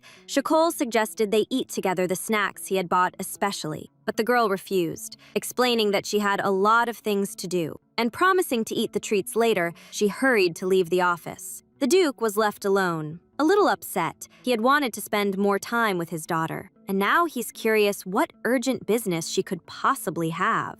Aneta was already in the hallway, scolding herself for blurting that out because she had no business at all, and for the fact that at some point she started to believe they were a real family. After all, she was just a girl playing the role of Shakola's daughter under contract. Her sad thoughts were dispelled by a chimera, which turned out to be tame and jumped into her arms. Aneta pressed her cheek against its fur, reassuring herself that she was just here for work. And when the synthesized stones are recognized, she should be invited to the Association of Scientists. This will be the autumn banquet in 2 months, but her development will be ready in 2 weeks. Then Aneta switched her attention back to the chimera, realizing it didn't have a name yet, and she named her Chess. hoping that she would live well even after Annetta was gone. Annetta specifically chose this name so that the creature could navigate any path with ease. And it seemed the chimera liked the name, as she immediately purred at the girl. Suddenly, Annetta noticed herself rising into the air. She had heard that chimeras possess mysterious power, and now she was inclined to believe that it was the absolute truth. As soon as the girl landed on the floor, her brother called out to her. Thankfully, he hadn't seen it. The boy came closer and invited his sister to go eat treats together. He gave a whole tirade about where the most delicious cookies came from, and realizing he wouldn't give up, Annetta agreed to eat them with milk and honey. This made Enos so happy that he decided to prepare everything right away, and he invited Annetta to come to his room in 10 minutes. And she caught herself falling in love with this family. Because when she hears things like that, it makes her truly happy. Now she simply must find someone who will invent a cure for the Duchess. The girl is sure that she will find him, and it doesn't matter how long it takes. She can't ask Shaco for help because she can't explain how she knows this. Although she could simply ask him to meet with the person who develops the drugs. As a reason, she would state that he had helped her once before. While Annetta was thinking, it was time to go to Enos for the dessert table. But at the very door, she suddenly bumped into Duke Aubrey. His face was serious, and the girl became worried, not understanding what was happening. A little earlier, the butler had lectured him about his speech to Annette. Specifically, his mention that she was just a replacement for his daughter. It was like salt in a wound. However, this miss tries to solve everything on her own, just like Shakel in his youth. And now he explained that he doesn't equate Annetta with his missing daughter. It's just that sometimes, when he sees children her age, he has such thoughts.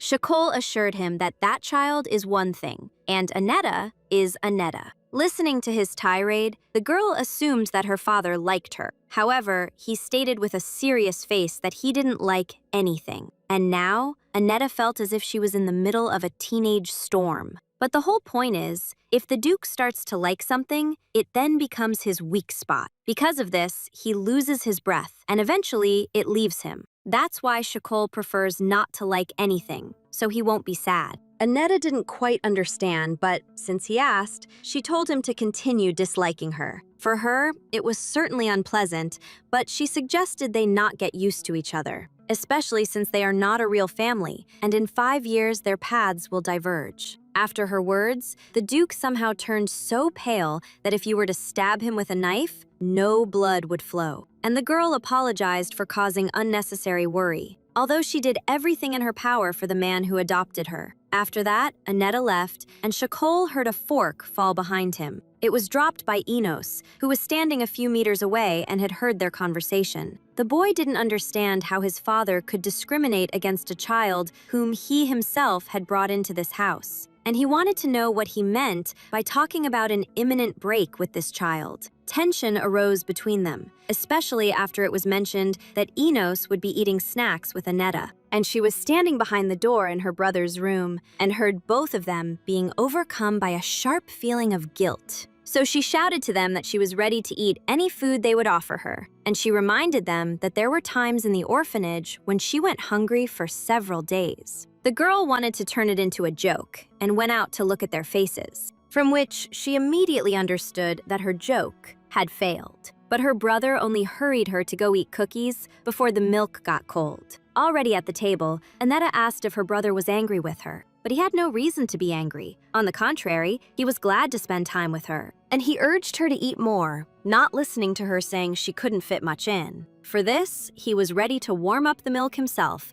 just so she would eat all the cookies, for which he had been standing in line since early morning to give her such a gift. However, Annetta already knew that these were the very cookies the Duke wanted to throw away, only because she had previously refused to eat them with him. But now she decided to treat herself, and Enos kept slipping her one after another. A little later, Shakel called Annetta again, because he had a gift for her. The Duke visited a snack factory, bought it, and wants to give it to his daughter. The girl didn't understand why, but declared that she was incapable of managing the factory. Shakel explained that she would only receive income and should get used to such gifts anyway. Annetta took this to mean that she would leave the factory's care to them. because when the real daughter of Shekinah returns, she will be thrown out anyway. The girl suddenly realized that these thoughts were not hers again. They corresponded to the owner's way of thinking. She is sure that Shekinah is Aubrey's real daughter and that she is not dead at all. And in that case, Annette would be better off finding her and getting a reward than staying here. The image of that book, trying to say something, reappeared in her mind, as if Shekinah Aubrey was only pretending to be real. It seemed to Annette that these clues had started to contradict themselves. Only Shekol's shout, as he couldn't get her attention, brought her back to reality. And he was curious about what she was thinking so deeply about that she didn't hear him at all. The girl had not heard what he was saying while she was lost in thought. And he continued, saying that she was the only ducal daughter, so she could become a great person. The other dukes indeed had no daughters, so the newspapers made a fuss about Shekinah. At that time, it seemed as if the whole world revolved around this girl. Now, the white season is still expected, a meeting of the 4 dukes and the emperor. At the meeting, they will exchange thoughts and new ideas. As Annetta expected, the dukes possess significant influence. The emperor himself named the season White after losing at cards during their very first meeting. They say the name comes from the fact that if you mix all colors, you get pure white. And after 3 losses, the emperor declared that it was fraud on their part and an insult to the ruling family. Annetta was surprised, not believing that His Majesty would dare to cheat. In any case, if there's no urgent call, the meeting is held regularly twice a year for 5 days. The girl suddenly realized that in such matters, a duke remains a duke, and he asked her not to despair, because she was his daughter and should always be confident. Besides, Annetta received an invitation, which surprised her, and she asked to see it. The girl rejoiced, thinking it was an invitation from the Association of Scientists. However, the Duke immediately showered her with a huge pile of envelopes. These were all invitations. She is invited to tea parties in various salons, and these are only the most important ones. Annetta was upset and asked if there was anything else. Shekal asked her to rummage through, suggesting that there was something with a stamp from the Association of Scientists. Besides, he didn't mind Annetta going there, but there wouldn't be any of her peers. And so that she wouldn't go alone, he recommended her to take a companion. There should be only one companion, and Annetta decided to choose one of her maids. But they are not suitable because a person must be able to converse with the scientists there. Therefore, Shekol asked the girl to choose someone who would be perfect for this. He also began to list for a long time what qualities he should possess, as if he did not want to let Annetta in there. The girl's ears were ringing from his tirade, but only he himself fit his description. Of course, he has a lot to do, but he's willing to sacrifice something for his daughter. And Annetta was very happy, because now she was one step closer to her goal. And the meeting of the white season takes place in the Golden Palace behind a completely white door. They say this is the Holy of Holies, where important issues of the empire are decided. But in reality, it's more like a private party with drinks. When Shekal arrived, the other dukes and the emperor were already gathered there. His brother Alf was also present and started joking about his lateness. The men initially just fooled around, teasing each other. Then the meeting began with a question that Duke Igna brought to their attention. He immediately began to boast about how his eldest son had won the fencing tournament, and his second son was invited to the Academic Society's banquet. Soon, Alf asked them not to chatter about trifles, because his news would surely knock them off their feet, and proudly declared that his son had recently started talking, even eating at the table. The dukes chimed in, saying that this was indeed a very important event in his life, and the emperor shocked everyone by announcing that Aubrey had finally found his daughter. Such news made the dukes even jump up from the table. After all, he found the girl who disappeared as a baby during the unrest. Alf even boasted that the little one was as assertive as Shekol, which he denied. But he boasted that she had cooked something for him for no reason and brought it as a gift. She also asked to go with him to the capital, and also asked him to escort her to the Scholars Association ball. Shekol acknowledges her as the best daughter, and that drives him crazy. He also didn't forget to mention that she created a mixed magic stone. This seemed very interesting to the dukes, and they asked for more details. But Aubrey wasn't going to share secrets, especially since all the rights belonged to his daughter. Next on the agenda was the destruction of monsters, which the Argo family usually handles. Alf promised to take good care of it, and besides, monster activity had decreased. They also discussed the plague, which the temple had failed to cleanse. And Shakol recommended that his brother intervene in this matter. The emperor did not agree to leave all the work to Duke Argo, and he was told that there was a person who was perfectly suited for any role, meaning Shakol, but he objected, especially since he has a daughter and does not want to go on long expeditions. He himself advised to leave this matter to his brother, and for Duke Igna to deal with the monsters. At that moment, a servant knocked, announcing that a guest had arrived. Shakol immediately decided it was the master of ceremonies and was about to send him away. And from behind the door, they heard the uninvited guest being shooed away so as not to disturb them. But the guest turned out to be a little girl who began to apologize for the disturbance. Shkol and Alf recognized that voice. It belonged to little Annette. Aubrey immediately started yelling for the guest to be let into the hall at once. For his beloved daughter, he was ready to personally arrange a break in an important meeting. Inga burst into laughter, seeing how Aubrey changed with the arrival of his daughter. Duke Adeus asked him not to be so cruel and to behave appropriately, but he was curious to see the little creature that had captured Shakol's heart.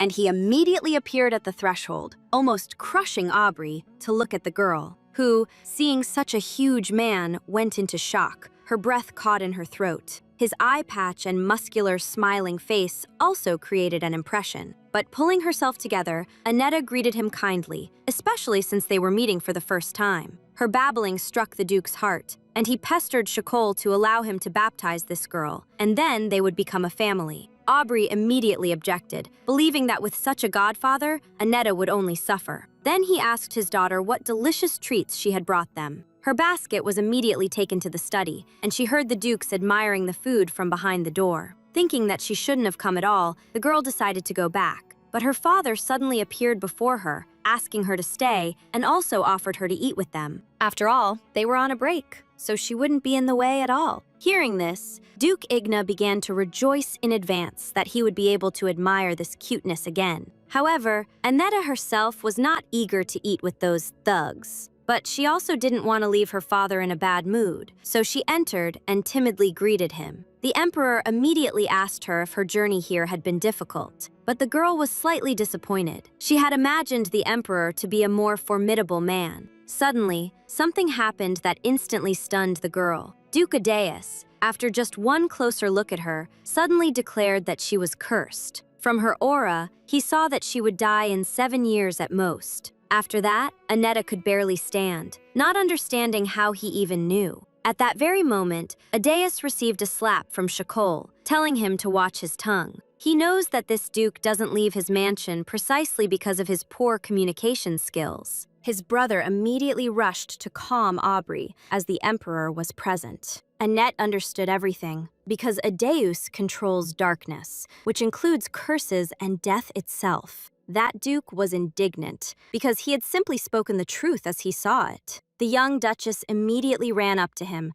pretending that she liked him very much, and she whispered in his ear that she understood everything and hoped he wouldn't say anything more. Because she herself knows when she will die, but her father shouldn't know about it, because nothing can be changed, and this knowledge will only add to his worries. Adeus looked at the girl in bewilderment. Now he himself was shocked, and Aubrey immediately pulled the girl away so that the guy in strange glasses wouldn't touch her. Shakal didn't want anyone but himself to hug his daughter. The little one assured them she was fine and just wanted to say hello to her father's friends. She immediately noticed Duke Argo, who was standing there with a satisfied expression. Adeus immediately began to explain that he had only imagined it and hadn't seen anything terrible. And after their peculiar introduction, Annetta also decided to go about her business. In the corridor, she hurried to catch up with Duke Adeus, who needed some fresh air. Knowing that he must be able to see the dead, the girl thanked him for keeping her secret. Then she asked if he was still looking for his twin brother. She learned this from memories, and such a flow of information had already become commonplace for her. Now she advised Aedeus to go to Red Rock Mountain, where there would be a small crack at the top. In Aedeus's family, the weakest children are sacrificed so that the second one becomes stronger. Thus,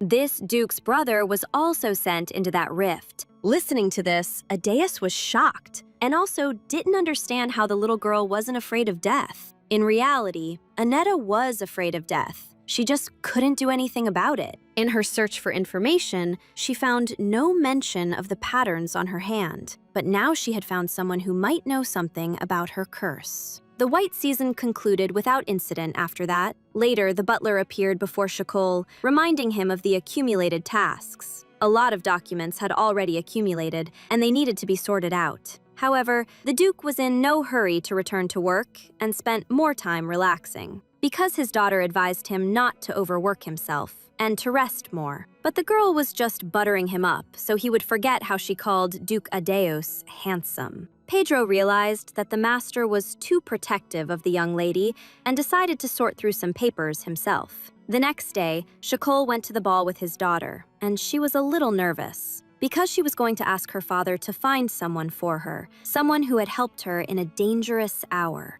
This is a woman named Dara. Her husband is ill, and Annetta wants to see her. Dara is a commoner, but she has an incredible talent in pharmaceuticals. The girl described her appearance, and Aubrey promised to find her within a week. Annette would have liked to find her sooner, but she agreed to this as well. By simply starting the research now, they can work for 3 years to create a cure. The little one is sure that Dara will manage within this period. Then the Duchess and her husband will be able to survive. After some time, the carriage stopped. Shakol was the first to get out and helped his daughter descend from the high step. This was the day Annetta would be able to meet an old acquaintance. At the same time, the mad scientist was beside himself with anger, not understanding who else besides him could have learned about the synthetic magic stone.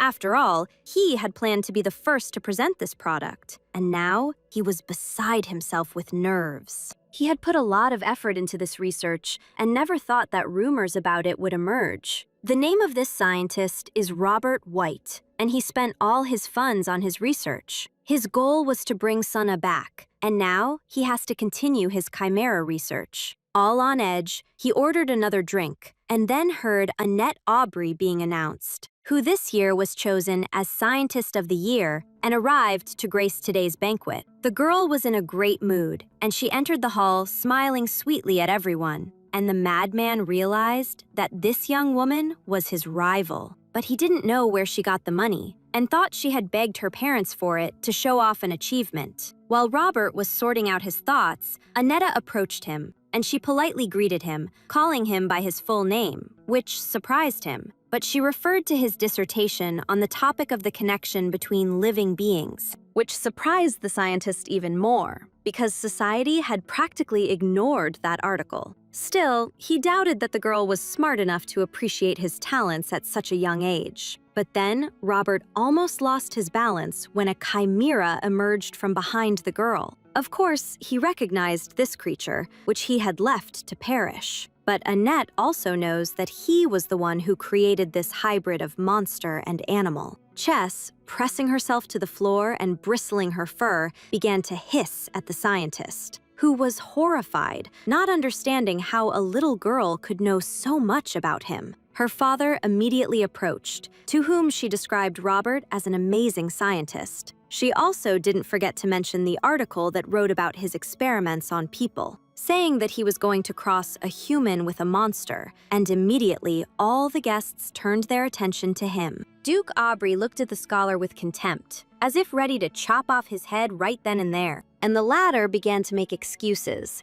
saying that it was all a lie, and he had done nothing of the sort. In reality, his research was conducted in secret, with support only from the underground world, and until this moment, it had not yet been revealed that he was experimenting on humans. But now that both these facts had been exposed to public view, his research was over. While Robent was making excuses, Shakol became enraged that he had called his daughter insane. At the very sight of the Duke, the scientist felt his knees tremble. And people also began to condemn him for experimenting on humans to resurrect his deceased wife. He was branded a blasphemer, and they decided to expel him from the Association of Scientists. For Robert, there was nothing worse. He kept insisting that a petty scoundrel had slandered him. He almost swore that he didn't even know how to create a chimera. And the girl was happy that now he would also lose his sponsors. Then one person suggested that they proceed with determining the best scientist of the year. This man glanced at Annetta and the Duke, hinting that it would definitely be her. Besides, it was better for them to be on good terms with Aubrey to get the mixed magic stone. The little one already thought of leaving and letting her father deal with this alone. But he immediately picked her up, worried that she might get herself into trouble, especially since Robert White was also here, who had shown disrespect to Annette.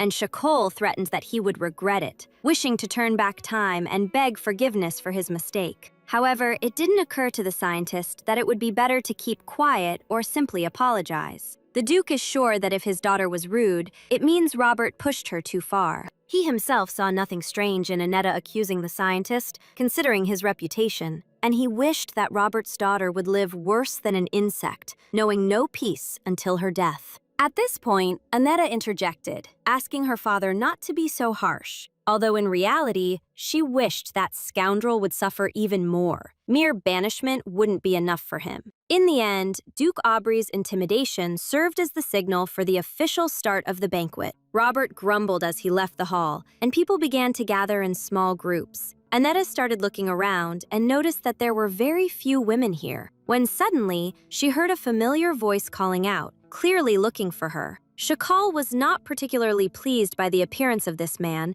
as it concerned his daughter, but she was so cute that Duke Agna couldn't help but come and bring his son. Annetta timidly peeked out from behind her father's back and greeted these people. The Dukes, however, greeted each other in their own repertoire, and the girl, from the babbling of Duke Igna's son, understood that the boy took after his father. Then the boy, introducing himself as Hill Igna, bowed to Duke Aubrey. Shakal was even surprised that his slovenly friend had such a well-behaved child. Now it was Annette's turn to introduce herself to the young Duke Igna. The boy immediately asked her not to use formalities, as he didn't need them. And while the children were getting acquainted, Duke Igna suggested to Aubrey that they discuss other matters. Shakal understood what his friend was hinting at, and the latter was already pulling him along. All of this made the people in the hall pay more attention to these four. And so that Annetta wouldn't be embarrassed, Hill suggested they go somewhere to relax. They went out onto the terrace, where, according to the unwritten rule, no one would disturb them. The girl was pleased. It was as if this guy had read her thoughts. The Igna family is known for their ability to control fire, which is why they have dark skin. But Hill was pale because his strength lay in his mind,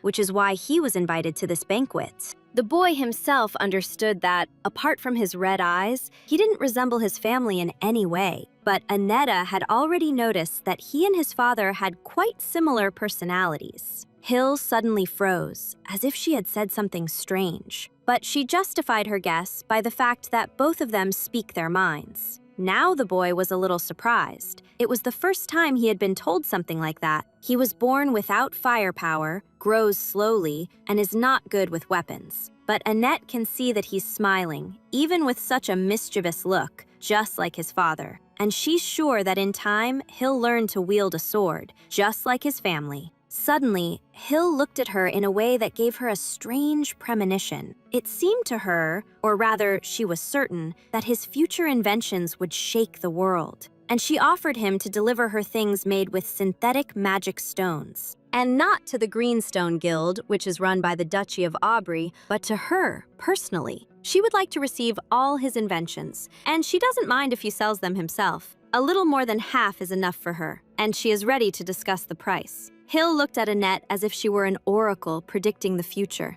and she praised his inventiveness and declared that she trusted him. But the boy himself didn't trust himself and was surprised by Annette's gullibility. However, this little girl understood that the history of this world would begin earlier than the author had planned. And then Hill himself offered to deliver his inventions exclusively to her, for which Annetta was very grateful, and Hill also promised to introduce her to his older brother. With this, the guy clearly hinted that the matter was approaching an engagement, and he began to praise his brother in such a way that Annetta would immediately like him. A little later, Duke Igna found them. It was time for him and his son to return home. As a farewell, he stroked Annette's head, but under the pressure of his palm, she almost bent over. Then the Igna family couldn't say goodbye, as if sending secret signals. When they finally left, Annette confessed to her father that she was quite tired, as was he, although everything was fine before they met Duke Igna. A little earlier, Igna had taken Shakol aside for a serious talk. He was curious if this girl was really Aubrey's daughter. He had simply heard strange rumors and advised his friend to visit Zardan village. From the materials he received from the Emperor, he learned that there was a girl there who was considered a saint. Moreover, she has green hair and purple eyes, and her name is Aneta. Shakol considered this nonsense, but Igna emphasized that the girl was a saint. He also heard that she uses an ability that emits a green light, so he's curious if this Aneta is really Shakol's daughter, or if he just wants to believe it. Aubrey asked his friend not to cause any unnecessary trouble, as he had already made up his mind. Shakol is sure that his daughter is dead, and her body was so disfigured that it was impossible to even look at. Igna didn't argue, but offered to send him materials about the village of Zardan. After this conversation, when Shakol was about to go home with Aneta,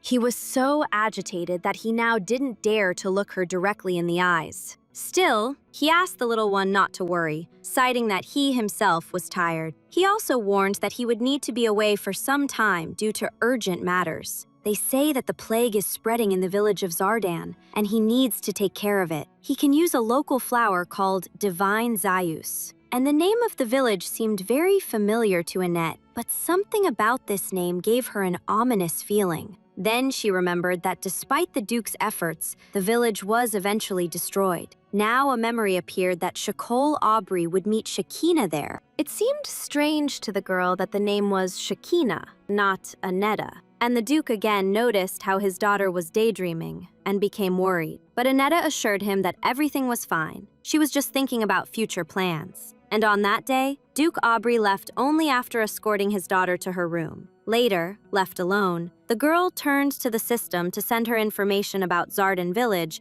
and Shakina. She hoped that more memories would appear, as this would help her. However, now, to access history, she needed to pay with something. And when the assimilation began, Aneta felt a slight tingling sensation on her right arm. Rolling up her sleeve, she saw ancient symbols appearing there. But assimilation allows one to glimpse a world that no one else can see. However, if the symbols spread across her entire body, the girl will die. So she needs to somehow contact the mad scientist about these patterns. A lot of time has passed, but she hasn't been contacted yet. Obviously, this person had no intention of replying to her letter, and Annette has no choice but to drag him by force so that she can finish her second life well. As she went to sleep, the girl thought about how to get back to the place where the black shadow was. She closed her eyes and imagined the place, but nothing happened. And she was already starting to despair when, opening her eyes, she saw herself in a space filled with light. There was nothing, only water was felt under her feet, which meant she had succeeded. Then the shadow's voice was heard, waiting for his guest to appear. The shadow realized that the girl had read the notes and applied them again. Now she also knows that there is a price for knowledge, assimilation. Aneta will be able to pay and read as much as she wants, but at the same time, die soon. But she doesn't know yet that she has a hidden talent that will soon shine. Be that as it may, Aneta decided this time to find out more precisely who the shadow was. Getting closer to her, he mysteriously whispered that he was just like her in her understanding. However, Aneta still didn't understand anything. She was sure that he wasn't human. After all, he is hidden in the shadows, just some black creature in human form. And she learned that he was also cursed. And his curse, like hers, began with a trifle. All of this seemed strange to the girl. She reached out to the shadow to try and touch it, but when she ran her hand over his shoulder,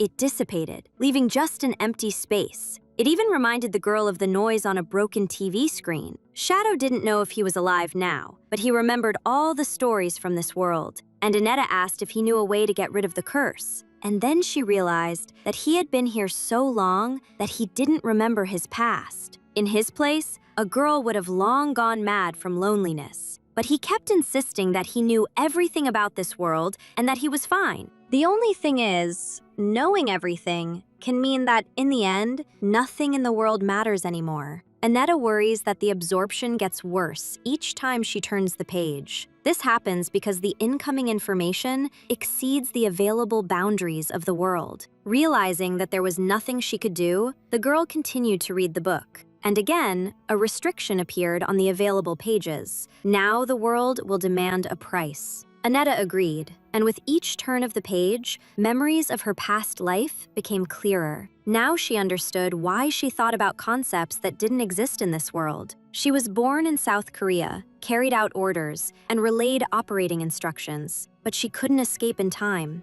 and died because of a collapsed building. Upon learning this, the girl wanted to know more, as if she had become obsessed. She couldn't tear herself away from the text until Shadow stopped her hand. After all, it could draw her in, and the ancient language was trying to assimilate her and brainwash her. Only now did Aneta realize that she had been foolishly wanting to know even things that made no sense. Shadow helped her because only she could get in here, and with her, he wasn't so lonely. He himself cannot leave this place, but he can move into Annette's body. But if they are not careful and get caught, it will end worse than if they were just locked in the sanctuary. Annette wasn't worried about that. The Shadow just needed to hide well. She only worries that he is lonely here, but it's up to him to decide whether to go or not. Shadow decided to go for the girl's sake, as he has the ability to sense evil, and he would be useful to her. He just needs a little time to change his form before he can appear near her. Shadow quickly said goodbye, and Aneta, opening her eyes, found herself back in the room. She even felt annoyed, as she hadn't managed to ask everything. Later, deciding to take a walk around the house, Aneta heard strange shouts in the garden. Out of curiosity, she reached for the window to find out what was happening. Below stood two men, arguing fiercely about something, one clearly trying to get inside, saying that he had received a letter, but the servant assured him that no one from here had written to that man. Then the newcomer held out an envelope with the address of this estate. It was a man almost 2 meters tall, in worn clothes, and emitting a terrible smell. And he had golden eyes, like a tiger, intimidating everyone who looked at him. It was the mad scientist, Professor Freak, whom Aneta had invited. And she started yelling out the window for the servant to let this man in. This visit was just in time, because it was getting harder for her to hide the patterns. Aneta herself came downstairs and explained that this was the professor she had been waiting for. She wishes to invite him, as he conducts outstanding research. But first, it would be good for him to get rid of the smell of herbs that he's permeated with. And Aneta used a neutralizing spray of cinnamon and rose. This remedy came in handy for her, after which the girl invited the guest into the house. On the way, Freak started asking questions, both about the letter and about this remedy. Aneta promised to tell him everything, but in return, he had to keep everything that happened in the room a secret. And when they were alone, the young Duchess immediately got down to business. When she rolled up her sleeve, the professor's face changed with surprise. Aneta, on the other hand, expressed a desire to learn a way to make her skin clean again. You can trust this person because he doesn't blab and keeps his promises.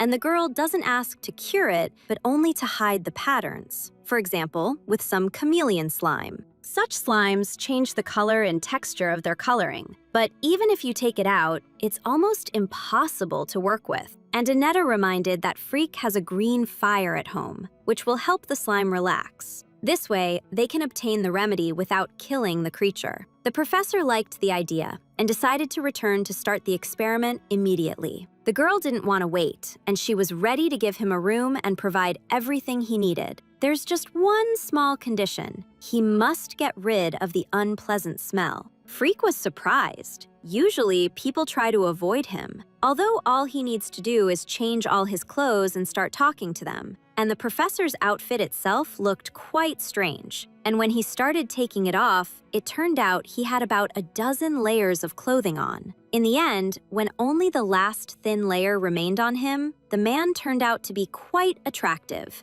Then he reminded her that in the letter, the girl had written about some promise. It's an illustrated journal about a previously undescribed monster ecosystem, which she made especially for Freak. He, realizing that the girl was a very important figure, asked permission to switch to informal speech. He just doesn't know how to do it formally, and one question is also bothering him a little. The girl even became curious and prepared to listen. The professor pointed to the bed, asking what was lying there, that it was neither a beast nor a monster. Only now did Annetta realize that she had completely forgotten about the chimera living in her room. Freak thought it was too cruel to confuse a beast with a monster, and the girl asked him not to worry, explaining that the beast's name was Chess, and he was very happy. The professor, reaching out to the creature, still maintained his opinion, and when Chess jumped into his arms, he asked to take him for research, promising not to harm him. After all, he specializes in monsters, and if the chimera gets sick, he will be able to cure it. When the little animal nodded its head contentedly, Annetta realized that it wasn't against it. The chimera understood human speech. Unlike monsters, chimeras are very intelligent. Then, Annetta called the maids to escort the guest to the annex. However, they first stared at him like a statue for some time, having never seen anyone so tall. Compared to him, even they, adult women, only reached his waist. And the girl, to get permission to use the room, went to Rosanna. Naturally, she started with pleasantries, as befits a beloved daughter. However, she was surprised when she entered the room and saw Shakol Aubrey there. He was just glad that Annetta had come, because her mother had already started to feel sad. And the girl, slightly embarrassed, apologized to Rosanna for not coming for a long time. But she understood, because the little one needed to adapt, and also had the burden of a sick mother. Annetta understood that she couldn't get straight to the point, and once again showered her mother with flattery. And then, right by her ear, the Duke asked her not to pretend, because he had seen how her face changed when she saw him there. He realized that Annetta wanted to tell Rosanna something that he shouldn't hear. The Duchess herself also understood that the little one wanted to ask her for something, and the girl confessed that she had invited a guest and was asking to use the annex for a while. Shakal objected, not wanting to let just anyone into the estate, and Annetta assured him that he was not a bad person, and besides, he would become her partner. However, the Duke stood his ground. He simply wanted her to ask him, and not her mother. The girl wrinkled her nose in embarrassment, as she had nothing to say. And he became curious as to why she wasn't calling him ___0___ now. It seemed strange that he was bringing up this topic at this very moment. Nevertheless, Annetta, for the sake of her goal, smiled and drawled out, "1." Then, folding her hands as if in prayer, she asked him to fulfill her request. Of course, the Duke couldn't resist and immediately agreed, not even considering that the guest might be dangerous. Now she needed to butter up her mother, too, so she went to hug her. The Duchess, in her joy, hugged Annetta so tightly that Annetta's eyes almost popped out. And yet, the little girl felt very warm in the arms of the woman who, though not for long, would be her mother. After that, the Duchess was left alone to rest. Already in the corridor, Shakol admitted that he had found the girl Annetta was looking for. The little girl was happy and asked to invite her to visit too. But to herself, she wondered why Shakina wasn't real. After all, this child also deserves warm and kind treatment. And before her father left, the girl tugged at his sleeve and asked him to take her with him to the village of Zardan. Based on what she read in the White Room, Annetta is sure that child wants to destroy the whole family. Unfortunately, the Duke could not fulfill this request because it was dangerous there.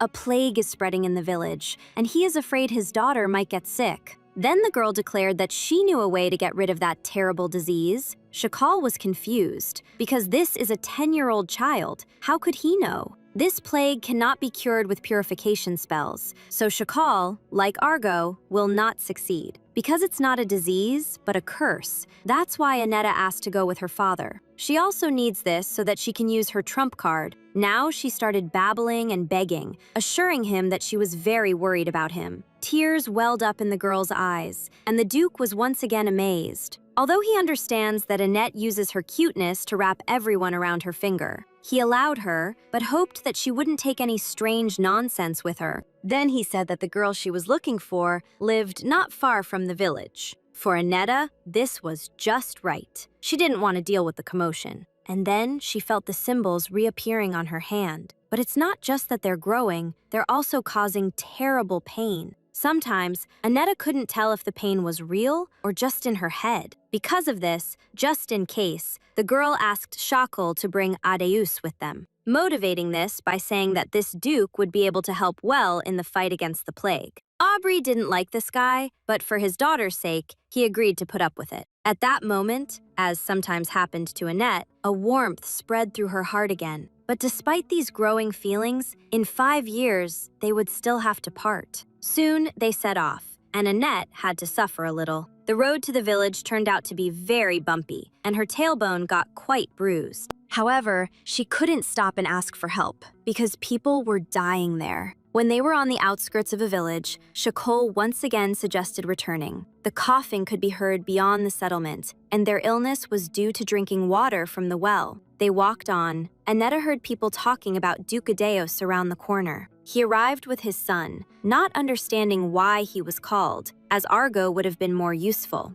Annette noticed the face of the boy standing behind Adeos. His son's name is Savnak, and he brought him because Duke Aubrey also brought his daughter. Then, the 13-year-old boy politely introduced himself to the others. At that moment, his gaze met Anetta's. For a moment, she noticed something strange and incomprehensible to her reflected in his eyes. After the introduction, it was decided to go into the village. The sight there was quite something. People were sitting right on the street, leaning against the walls of the houses. So thin and pale, it seemed death already had a firm grip on them. The dukes and their children moved with their faces covered by thick scarves, so as not to get infected. And a couple of dozen meters later, the elder of this village came out to meet them. He looked tired, but was very glad that his grace had come to them so soon. Annetta realized that the elder was also infected, but it was unclear what sin he had committed. Actually, the people in the village behaved in such a way that they brought a curse upon themselves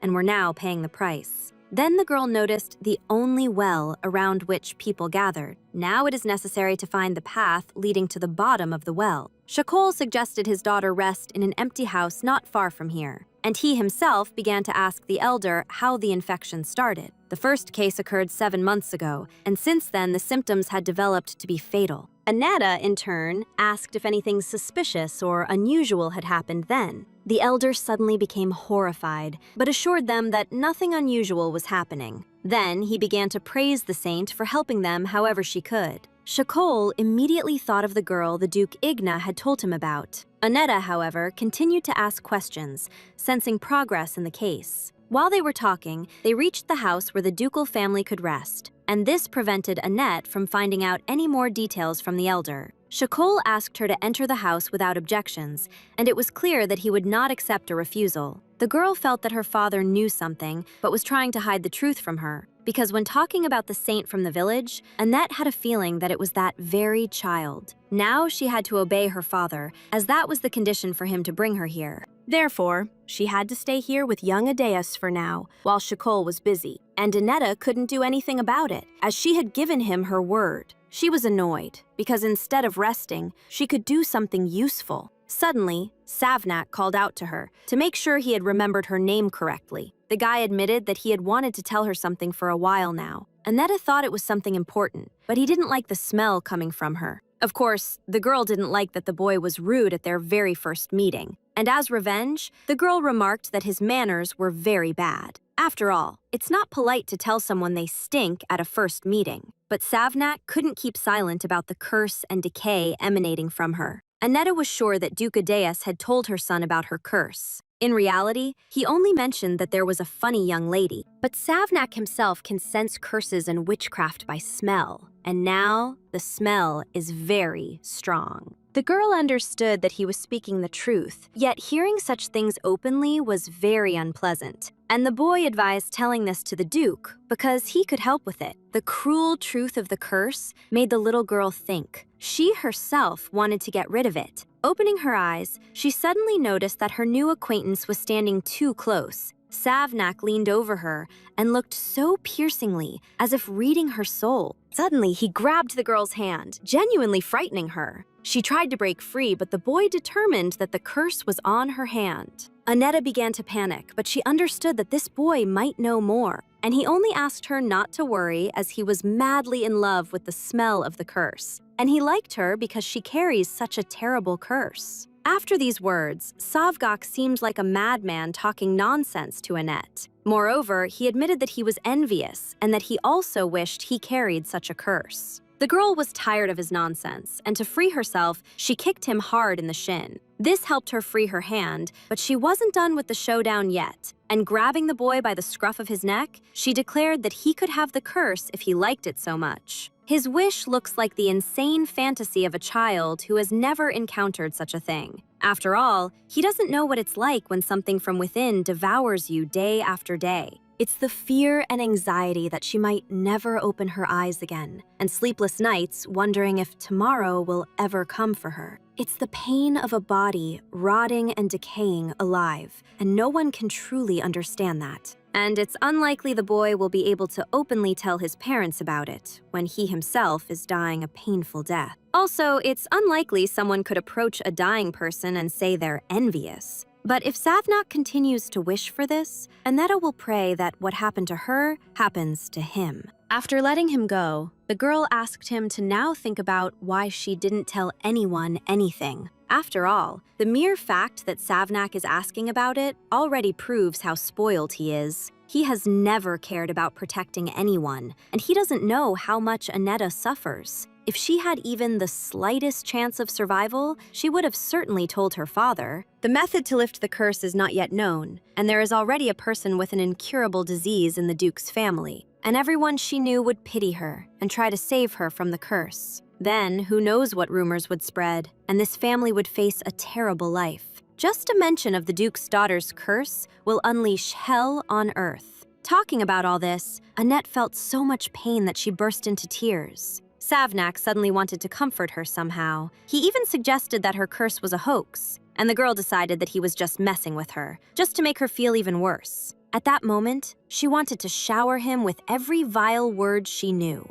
but she simply decided to go into the house to try and calm down. Savnak followed her, as he would feel like an idiot leaving her alone. Now he took the girl's hand more gently, so she wouldn't be scared, and he assured her that he was well-versed in curses and was sure that there must be a way out. Svanak also proposed to Annette, saying it would be easier to deal with her misfortune then. For a moment, Annette imagined how happy her family would be, but she still doubted that the curse could be lifted. And then the boy confessed that his family had an heirloom capable of lifting any curse. However, the girl was afraid that after the intervention, the progression of the curse would be inevitable. In the end, Annette refused, because Savnak doesn't even really know what she's suffering from. Her curse is impossible to decipher, and she just wanted to be alone. Suddenly, Annette noticed that something had just flashed in the bushes. Meanwhile, Shakol went to see the saint, confident that nothing else would surprise him. But this was a special case when he saw how much this girl fit the description of his daughter. Her rare green hair and violet eyes, everything was the same as when she disappeared. Suddenly, the saint noticed him staring at her, but asked him to get in line if he needed help. For a moment, Shakol wanted to shout that she might be his daughter, but he remained silent. Although he felt the power of the green, which is only passed down through his bloodline,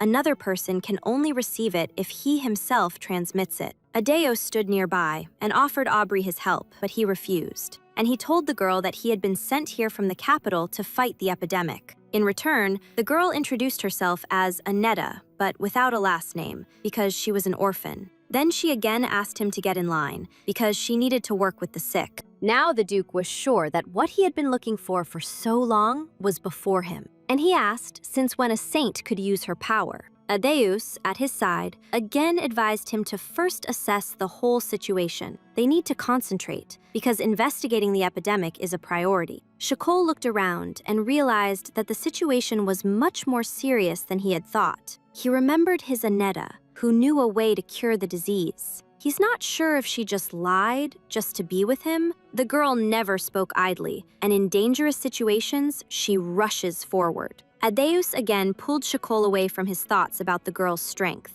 He is sure that this child's power is very similar to divine power. And now it seemed to him that the girl living with the Duke was a fake. He also advised not to leave this child, who possessed the power of a ruler, unattended. However, Shakol could not admit to his wife that Annetta, to whom she had become so attached, was not their real daughter, and he demanded that Adeos not poke his nose so intrusively where he wasn't asked. But he wouldn't calm down, and was even ready to take the current child to care for him. He didn't want to send the child, who lives like an aristocrat, back to the orphanage. Besides, he has sons her age, and he is ready to accept her as a daughter-in-law. And for Shakol, some fake shouldn't matter, since he found his real daughter. Duke Aubrey was already seriously enraged, demanding that Adeos shut up. The men suddenly interrupted their conversation, as they heard a disappointed shout. Annetta unexpectedly approached them, and they could only guess how much she had heard. Shortly before that, the girl went to find out who was in the bushes, at first thinking it was a cat. But then she saw that it was the child she had seen at the well. This girl was wearing worn but good ready-made clothes, and her skin is different from others. There are no signs of an infectious disease on it. They found themselves in a dead end, and that girl started throwing pebbles to make them leave her alone.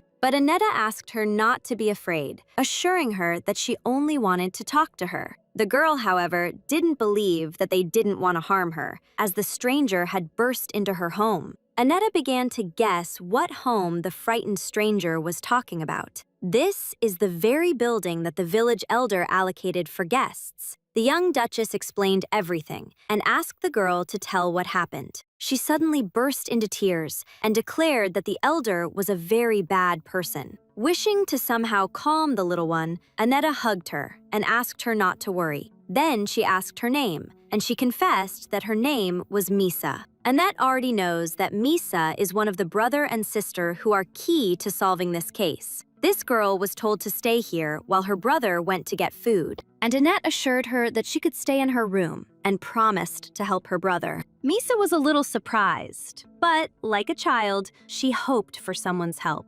Why did Annetta ask to borrow the girl's hairpin, which her mother had given her? In return, the young duchess gave her a necklace with the emblem of greenery, which she had received from Shakol. As long as that girl has it, no one will be able to harm her. Annetta also warned that there was a boy in the house and asked her not to be too scared. Having thus sent Misa away, the young duchess decided to look for her brother, and she continued along the path, although she had no idea where to start looking. Soon she heard voices and went to check. At that moment, she heard Adeus suggesting to Shakol to get rid of the fake. These words were sudden and very disturbing for the girl. She hadn't heard Shakol refuse to switch the girls earlier, and he, seeing his adopted daughter, was scared to death, not knowing what she was thinking of him now. Annetta immediately pulled herself together and laughed, assuring them how glad she was to see them. And she assured the Duke that she perfectly understood what was being discussed and that it wasn't as grim as it seemed. However, she sadly realized that there was nothing she could do. If Duke Shakol wanted to take the real girl, she would have no choice but to leave everything behind. But it bothers her that that girl dared to touch Rosanna and will try to kill the Duke. Annetta couldn't allow that. Even though it wasn't part of her plans, she was only going to get revenge and start living freely that very day. Now, even if Shakol chooses someone else, Annetta will still end up staying by his side. While in those seconds, when each of them was thinking about their own things, a child's voice was heard. A girl with long green hair approached, carrying a small ring in her hands, having decided that the Duke had dropped it. She had such an innocent face, as if she had never done anything wrong in her entire life. And at the moment when the girl, with holy power, handed the ring to Duke Aubrey, Annetta was more than sure that this young woman would ruin their entire family line. Although she really wished that all this knowledge was just an illusion. At that moment, she heard the system's voice address her again, but it sounded mechanical. This seemed strange, and she turned away to speak so that no one would notice. This voice said that he was abusing his authority and breaking taboos, and also that Shakol Aubrey's real daughter is alive, and she is somewhere in this world. Annetta began to realize with horror that the girl who was there before and the real daughter exist. She started asking what it meant, but the voice had already stopped saying anything. Annetta tried to sort everything out. She now had more troubles. Now she should focus on this, because if it was a pretense, then she was one step ahead. and without showing any anxiety, the little girl asked the Duke if he had finished his business. And she also hugged him tightly so that he would completely forget to ask her about anything. Learning that he had finished his inspection, Annetta asked him to come with her, as she was going to find someone. Lowering her eyes shyly, the girl explained that she was scared to walk around here alone. And once again, her cuteness struck both dukes, who were ready to do anything for her. Taking her hand, Shakol was very happy that his daughter was asking him for help, and he also really likes knowing that the girl feels very safe next to him. The atmosphere lightened a bit. Annetta even invited Uncle Adeus to come with them, when suddenly Shakol asked her to wait, and so abruptly that the girl got scared. She couldn't understand what she had done wrong again, but Duke Aubrey picked up the baby, not wanting Adeus to touch her. Realizing what was happening, Annetta laughed at herself for jumping to conclusions. Her father almost screamed that Adeus shouldn't dare touch her with his dirty fingers. And he, calmly adjusting his glasses, remarked that Aubrey was simply jealous. He is also too strict, and the girl is not at all like him in that regard. Now, Annetta didn't understand what they were talking about, guessing that she had missed a lot. And then her gaze fell on the girl with long green hair, whom she had already forgotten about, in whose eyes she noticed not the kindest intentions. Since this person was here, Annette decided it was better to pretend she knew nothing. Of course, she understood that if it weren't for her, this child would have been adopted into the Aubrey family. But since she was adopted, Shakina appeared earlier than described in the novel. Still, Annette is curious. Even if the hair and eye color match, where does her green power come from? Because if this girl also turns out to be a fake, then where is the real child? Annette had less than 5 years to figure it out, because she had already lost an arm for reading the Chronicle. And now, in an innocent little voice, she asked Shakol if he had brought this child. She herself was afraid that the Duke would now recognize the other girl as the real one, but Shakol hugged Annette tighter and confidently declared that she was his only daughter. The little girl couldn't believe that for her sake, he was ready to abandon his real child, and that now he would leave her, despite knowing the truth? And the Duke admitted that he didn't like that child, as if he felt a falseness. Then Shakol gently lowered Annetta to the ground. There was still an unresolved question. Adeus was interested in why she had come here at all, and she explained that she was looking for someone, specifically the original owners of their current dwelling, a young brother and sister. Annetta is more than sure that these two children did not contract the disease. By this time, she had learned that these children were rejected in the village. From this, the girl concluded that the terrible disease did not extend beyond the settlement, and it stemmed from something only the local residents used. And since those children were rejected, they were the only ones here who didn't use that something. In other words, they might know the cause of the sudden epidemic. After listening carefully to his daughter, Duke Aubrey decided to find these children immediately. Shakol will find them quickly, as this is a forested area and no tracks will escape him. Duke Adeus also supported this idea, after which Annetta looked at him differently. And when Shakol followed the tracks, Adex suddenly invited her to join his house. For Annetta, this was more than a sudden offer, especially since she had heard a lot about this family and didn't understand why she was being called. Then Adeus leaned in and whispered that he could help with her problem. Deciding that he was also going to tell her about the relic, Annetta assured him that she was fine. Adeus, however, was in no hurry to back down from trying to win her over. And then, from behind him, Shakol roared again, telling him not to bother his daughter. In the minute they had been talking, Aubrey had managed to follow the tracks and return. Then he pointed his finger to the side, asking Annetta if that was the child she was looking for. The girl was surprised that Shakol had fulfilled her request so quickly. This was the one she needed, but she wasn't sure if he would agree to follow her. Annetta noticed a large scar on his right cheek and his serious expression. He was clearly unfriendly, holding a huge cleaver in his hands and asking who they were. Annetta couldn't believe that this guy was the brother of Misa, who looked like a cute hamster. This guy behaved rudely and abruptly. He harbored hatred for aristocrats. And the girl began by explaining that they had his sister and had come for him. However, the guy took it as his sister being kidnapped and flew into a rage. There was a misunderstanding, and Annetta immediately started looking for other words to explain. But before she could say a word, a huge cleaver was already heading towards her face. which Shakol managed to intercept in time, deflecting the blow with an open fan. Rosanna gave him the fan, and it had special properties. Nothing could damage it. However, the guy didn't give up and was going to try attacking again.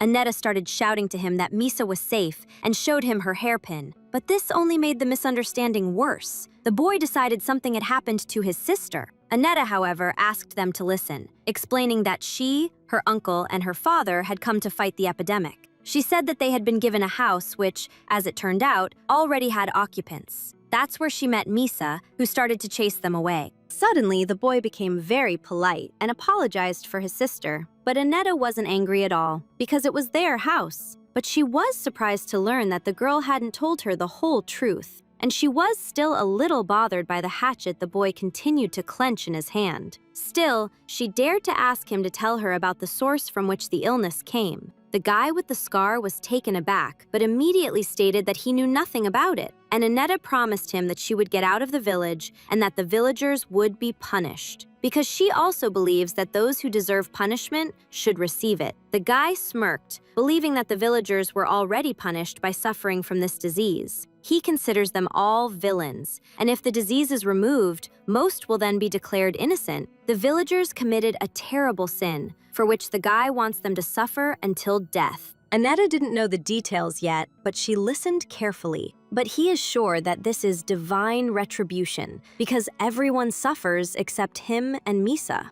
Therefore, he is not going to miss the chance for revenge and tell anyone the truth. But then, Annetta asked if Misa wanted the same thing. She is sure that in the future, the little girl will not be able to bear such a heavy burden. And she offered her brother and sister to go with her to the capital, where they would be provided with housing and safety. Even Shakol joined in, noticing the boy's abilities. He can arrange for him to join the knightly order. He also promised to ensure punishment if the residents were guilty of corruption. Annetta immediately assured him that her dad could be trusted, because he was not an aristocrat like the others. Taking the boy's hands, she assured him that her father always kept his word. She herself also promises to protect him from enemies and from those who killed his mother, as well as from the one who made a terrible offer through his mother. The boy's face began to change. He started to trust this girl, which visibly pleased her, because now she was one step closer to solving the mystery. Then the children introduced themselves to each other. This boy's name is Simon Katra.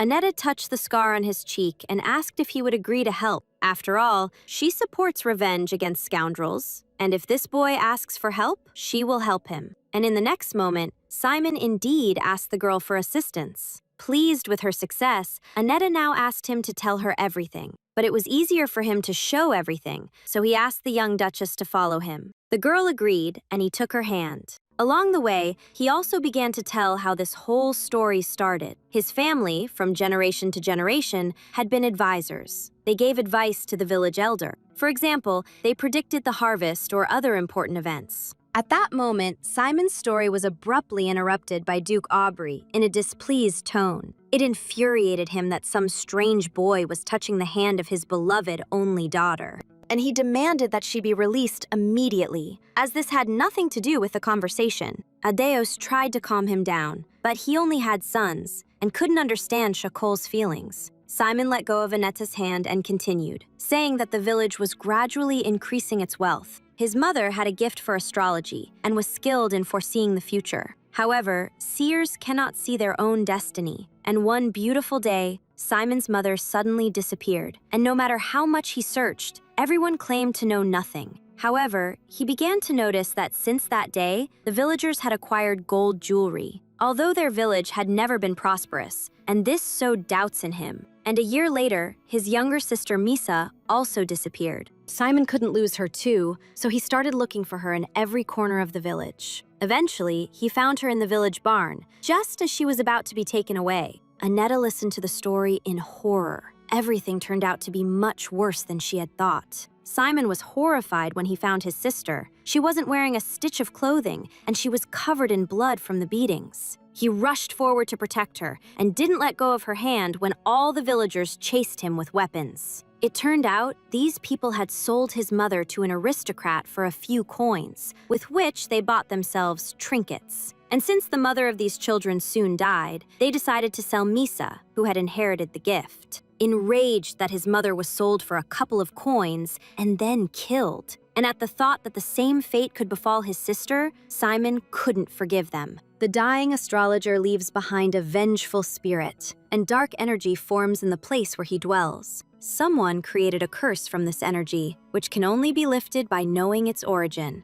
That's why Argo wouldn't be able to handle it. He doesn't know the origin. And now Simon blamed himself, because if he hadn't begged for meat that day, his mother wouldn't have left the house. Shakol asked the boy not to blame himself, because in the end, his mother would have made the same choice. Because the desire to do everything possible for your child is a parental instinct. Instead of Simon, his sister could have asked for a beautiful dress or a better toy. And there's nothing wrong with their mother looking for a new job to give her children a better life. She was just a mother who only wanted to see her children smile again. Simon burst into tears, and Annetta was shocked that her father was saying such things. She herself thought he would say something like, quote, zero. Seeing his daughter staring at him, Shakol asked her not to mistake him for some kind of heartless softie. Soon they reached the cave where the root of the prime source was located. Simon asked them to follow him and not be afraid, as this place might seem truly terrifying. However, Duke Aubrey was not easily scared, and Aedeas was completely in his element. But Annetta, the further she walked, the more she felt a strong stench. This smell was very familiar to her, and not only to her, but to the adults as well, because it was the smell of decaying human dead flesh. They reached the passage where the underground waters originate, and this water also flows into the well.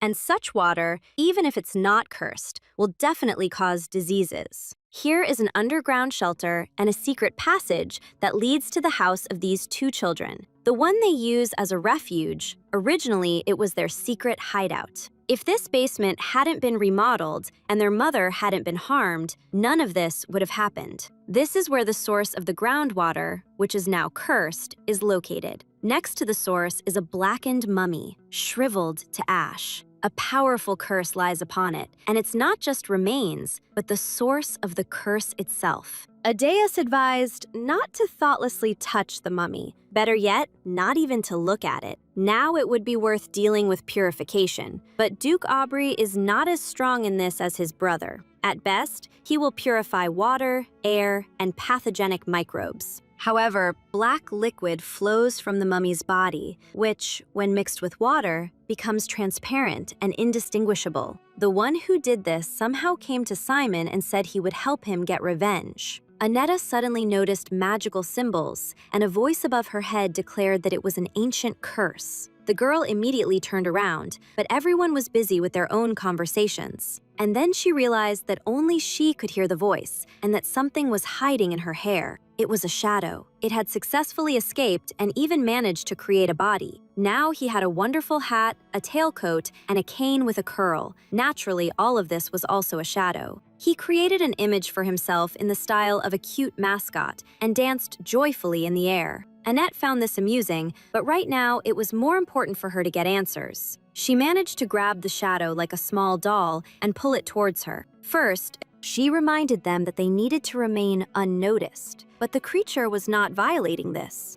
After all, if someone doesn't have holy power, they cannot be detected. The shadow also confessed to the girl that he was not on good terms with the gods, which is why he himself avoids such people. Annetta decided to check if the shadow was telling the truth, just in case, and gave him a little squeeze. While he was squealing, she noticed that the others didn't even bat an eyelid. Then Annetta started asking about the ancient curse he had mentioned. It turns out this ritual is so ancient that it should have disappeared from this world a long time ago. And to get rid of the curse, you can burn the medium. Then it will turn to dust and scatter across the world. Annette didn't like that option, and the shadow admitted he was just joking. But he advised that the mummy could be taken apart piece by piece, which would also help. Annette would be able to do it, as she herself carried a curse more powerful than this one. So if she wanted to destroy the curse, it wouldn't be too difficult for her to do so. The girl didn't even know whether to be happy or not, because in that case, removing her curse would be much more difficult. The shadow also stated that once discovered, this curse would begin to develop rapidly. Curses also have one rule. In case of failure, the one who cast it must pay. And the reason why this ancient curse disappeared in modern times is its riskiness. This means that until now, the spellcaster has been slowly developing the curse. But since Aneta discovered it, a race against time has begun. Something will try its best to stop her and accelerate the curse's effect. Because if she removes it, the cursor will have to pay the price, and he's probably already on his way here. At that moment, Duke Aubrey called his daughter to get ready to return, but he saw that she was staring straight ahead, as if talking to an imaginary friend, and the shadow advised her to use her left hand, otherwise she risked getting infected. Aneta really wanted to lift this curse, and decided not to delay. Waving her hand, she struck the mummy, wishing for the curse to disappear. Seeing this, Shakol was terrified that his daughter might catch some infection. He quickly grabbed her by the scruff of the neck and sharply pulled her back, as if from a burning flame. Annette could only hope now that she had succeeded. And then her father started scolding her for sticking her hands into all sorts of yucky things, like a fidgety child. Then he carefully wiped her hand with a handkerchief soaked in a special solution. And once again, he explained that you shouldn't play with corpses, because they are not toys. But then he, like Aneta, noticed that the strange liquid from the mummy had stopped oozing. However, what worried him more now was why his daughter had even gone near the mummy. The girl came up with the idea that a divine revelation had suddenly descended upon her and that she had to cope. While she was making excuses, the shadow next to her was splitting its sides with laughter. Suddenly, Aneta noticed that everything in front of her eyes was starting to darken. Her body went limp, and she scared her father by fainting. Shadow only managed to tell her that he forgot to warn her about the recoil, and for destroying someone else's curse, she would now pay a price, because nothing is done for free. Aneta only managed to mentally scold Shadow and plunged into darkness. But then she felt that she could sense her body, and a green light flashed nearby. Then she saw herself in a forest at night under the light of a full moon. Crying was heard from the side, and Aneta saw Simon and Misa sitting on the lawn. This was a period when these children had their home and mother taken away from them. While Aneta was watching this, another boy appeared behind her. He came very close, but addressed Simon, asking what his sorrow was. And then the girl saw his beautiful face beneath his silver hair. The unknown handsome boy walked past her, and she thought that no one saw her. The stranger then explained to Simon that he was a wanderer looking for food. He also sees that the child yearns for revenge, and that he knows where his mother is. Simon immediately rushed to the guy, demanding to know where his mother was. The stranger only promised him revenge for his mother and to kill all the villagers. Meanwhile, Aneta was still trying to understand who this boy was, who has the face of an angel but speaks like a servant of hell. Everything before her eyes began to swim again, and she thought she was returning to reality, when suddenly, at that moment, the guy with silver hair grabbed her hand. Aneta was horrified, realizing that he could see her, and his gaze was somehow eerie. His face began to contort in anger, and he threatened to take revenge on her for interfering with him. The color of his golden eyes also began to change, acquiring a purple hue. All of this filled Aneta with primal terror, and she began to sink into oblivion once again. The next moment, she opened her eyes and began to gasp for air. After catching her breath a little, she saw herself on the bed and realized it had been a dream. Although the sensations were so real that she doubted if it had all been a dream, she remembered that face, one you could fall in love with at first sight, but also one that was terrifying to the point of trembling. Aneta felt exhausted because she had been dreaming many strange things lately. Then she noticed that the shadow was also next to her, because she was his guide, and he wouldn't go anywhere. Suddenly, the girl saw that her ethereal companion looked somehow strange. Yellow eyes, like two huge amber beads, now appeared on his face. Aneta even took out a mirror so that Shadow himself could admire his changes. He looked at his reflection and suddenly cried out excitedly. The girl even got the impression that he didn't like it, but he was crying out of joy because these were his eyes, though now they looked creepy. However, they used to belong to his body, and now they have returned to their place. Shadow asked Aneta to recall the process when the letters separated her entire body. Every time she received a new life, something from her body had to disappear. Only, the girl doesn't remember losing anything. All her body parts are now in place. Shadow didn't realize this either, until he found these eyes. He didn't even know they were missing. And Annetta realized that she could have lost something and not even noticed it. Suddenly, Shadow started hearing a strange noise. This was after the curse was lifted, and the Dukes began the cleanup. Annetta also went to the window to watch what was happening. Stepping out onto the balcony, she saw the locals scurrying about in the street. And now she wasn't sure if she had done the right thing, because those who should have died were still alive. Although, this is also a good option for revenge, because scars from a curse are not easily healed. It will be immediately obvious that they are plague survivors, and no village will take them in. This gave Annetta hope. Then, she admitted that she had seen something in a dream. At first, she thought it was Simon's memories, manifesting as a dream. But now she's not sure, because she saw a boy with eyes like the shadows. She described his silver hair and beauty as not of this world. Hearing about the hair color, Shadow suddenly became anxious and started pacing back and forth,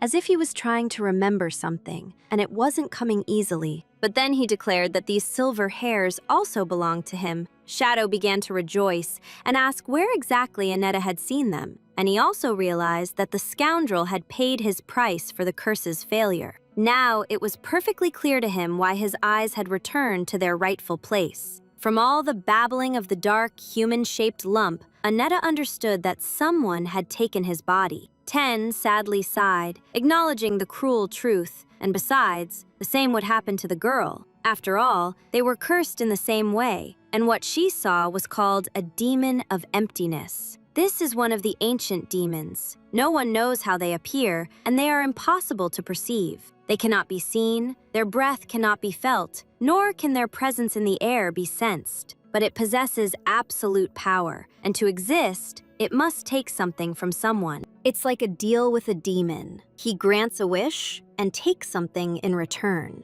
This could be a person's eyes or skin or their very existence. Shadow became curious about what Annetta saw when his eyes disappeared into the demon. Actually, it should have been emptiness, like when she touched Shadow's body. The girl confessed that after the yellow eyes disappeared, purple eyes simply appeared. Remembering this, Annetta suddenly relived the horror she had felt at that moment, and it seemed strange to the Shadow because when something stolen is returned, emptiness should remain. Annetta suggested that the demon still had what it had taken from Duke Aubrey's real daughter. She herself hasn't been able to shake a strange feeling of déjà vu ever since she heard that speech. About the same curse, about stolen body parts, about two people being cursed with something so rare that a purple eye is hidden within a yellow iris. And then the Shadow suggested that Annetta was the real daughter of Shakol Aubrey. The girl hoped that the demon of emptiness had mistaken her for someone else with purple eyes. But that's impossible, and the Shadow remembered all this after he himself got his eyes back. The Void chooses only one person, the only one who bears the mark. Pointing to Annetta's eyes, the Shadow determined that they were not completely captured, because they were not empty. And perhaps the Void couldn't take them completely because her body was damaged by experiments. Therefore, the Void probably decided to discard part of Annetta's eyes.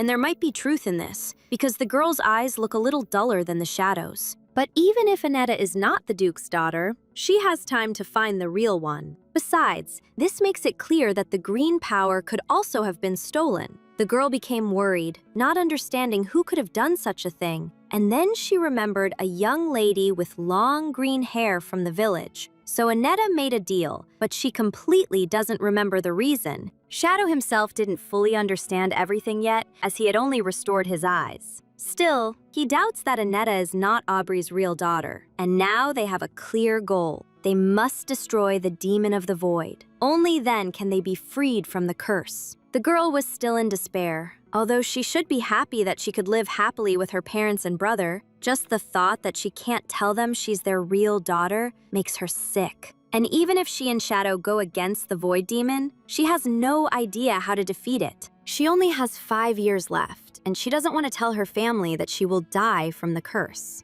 Annetta agrees to tell them only when the fight with the demon is successfully over. After all, she herself really wants them to live happily as a family. Shadow suddenly suggested that Zardan village was one of the repositories for void offerings. The power of the void is great, but there is always a price to pay for using it. And since she doesn't want to pay it herself, she starts shifting the burden to other places. These places become feeding grounds. The void fulfills the desires of people overflowing with thirst. And in return, it takes an object capable of holding a curse filled with wandering spirits. For example, like the body of the mother of the Enoch brothers. These are vessels for vengeful spirits. They inevitably gather in such places. While the shadow was speaking, Aneta was barely sitting up, as sleep was taking over her body. At this point, she no longer cared what he was saying. Her head had started to ache. Too much had fallen on her, and she was also having all sorts of strange dreams. Suddenly, she became curious about the shadow's name,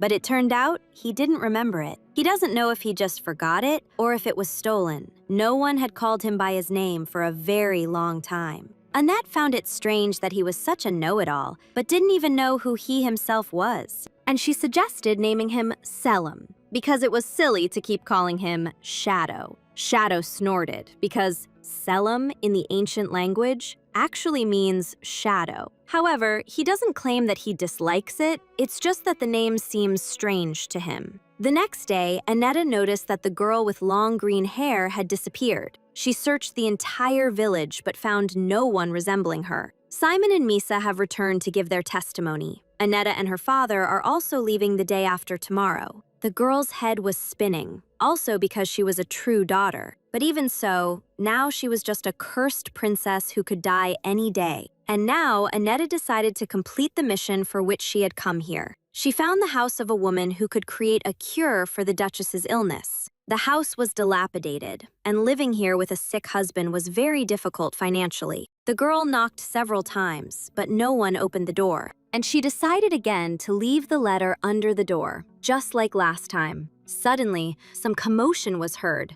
meaning there was definitely someone inside. A cough was heard, accompanied by a familiar pain, and the girl knocked again. From inside, someone replied that the mistress was not home, and he himself could not open the door. Annetta started knocking even harder. At that moment, a woman approached the house. A rather strong smell of herbs emanated from her, and the girl realized it was Dara. The woman saw the girl and was surprised that the little one had come so far, but she asked her to go home, offering to escort her if she was lost. Then, Annetta explained to the healer that she needed her help. Dara decided that the girl was mocking her, because no one had come to her with this for a long time. They entered the house. A very sick man was lying on the bunk there. Annetta started again, saying that Dara was known to her as a master at making medicines. But the woman was still sure that the child had been sent to mock her. To convince the healer, the girl told her the reason why she had stopped healing. Annetta also knows that Dara is currently making medicine for her husband. The spots on his skin show that he doesn't have long left. The girl assured her that she came with a huge request, because her mother is suffering from the same illness. They called many doctors, but nothing helps. But she is sure that Dara will succeed. She's the only one who came closest to finding a cure, without any support or ingredients. After listening to the little girl, the woman explained that she could no longer continue her research. And then Annetta suggested that she go with her to the capital, where she would provide her with everything she needed. To Dara, the girl now seemed audacious. And besides, it was unknown who she was. Only now did the little girl realize that in her haste, she hadn't introduced herself.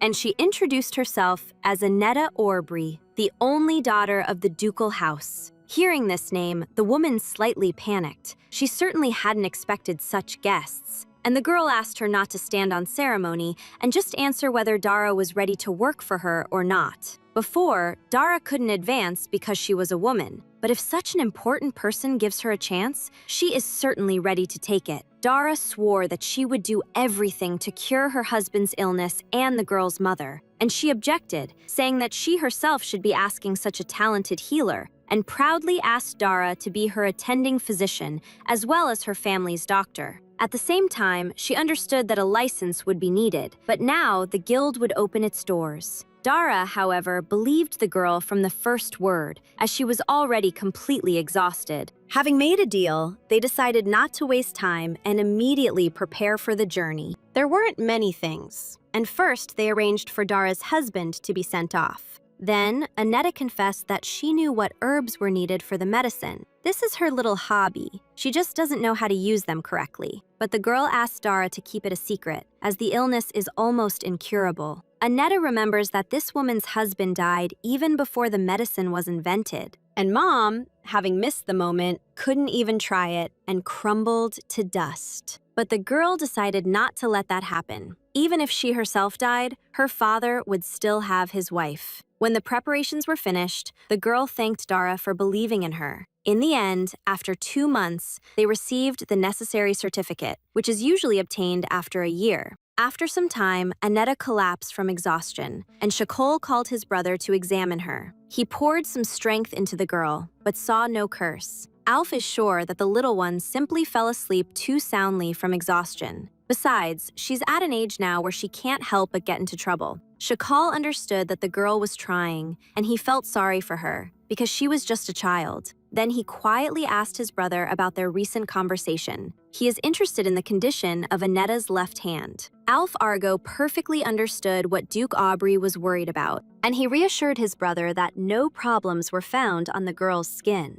The curse was not passed on to her after that incident, and there are no abnormalities. Alf is more than sure that the little girl simply fainted from exhaustion, especially since they used the power of the blues, so they couldn't have missed the curse if there was one. But Argo noticed how this little girl constantly made his brother worry. Shako can't help it because she's always getting into some kind of trouble, and then she disappears somewhere. However, the most important thing for him is that his children, like everyone else, grow up healthy and happy. Later, when Aneta was alone and still fast asleep, the shadow appeared to her again. He wanted her gratitude, because if it weren't for him, her deformity would have been noticed long ago. The shadow was curious what this child was capable of, and her father also annoyed him a little. Later, Aneta was being prepared for another event. She has to cram everything about the debutante dresses her mother chose. Shakol didn't understand why his daughter wasn't at all interested in her own debut in society.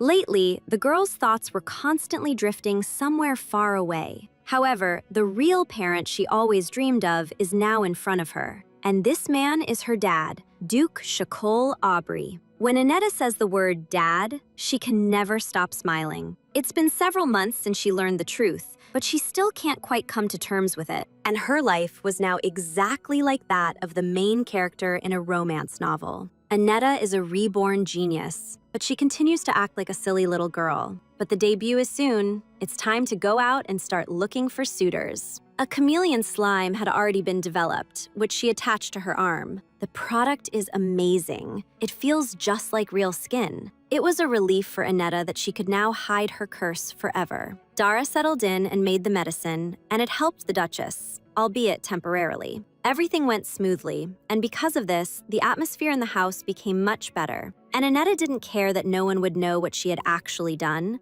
although it seems to her that her father is hiding something after returning from Zardon village. But the girl didn't let on and just asked to spend more time with him. For example, to go to the store, even though she didn't particularly enjoy that activity herself. Even Shackle noticed that she didn't like shopping, but she begged him. And Aneta explained this by growing up and starting to like beautiful outfits. In reality, she didn't even have time to go shopping because of her affairs. After all, while she hasn't died yet, and before things get even worse for her, she wants to leave behind happy memories. After all, she missed her parents so much and yearned for their love. And before she's completely gone, all the love she was going to give to the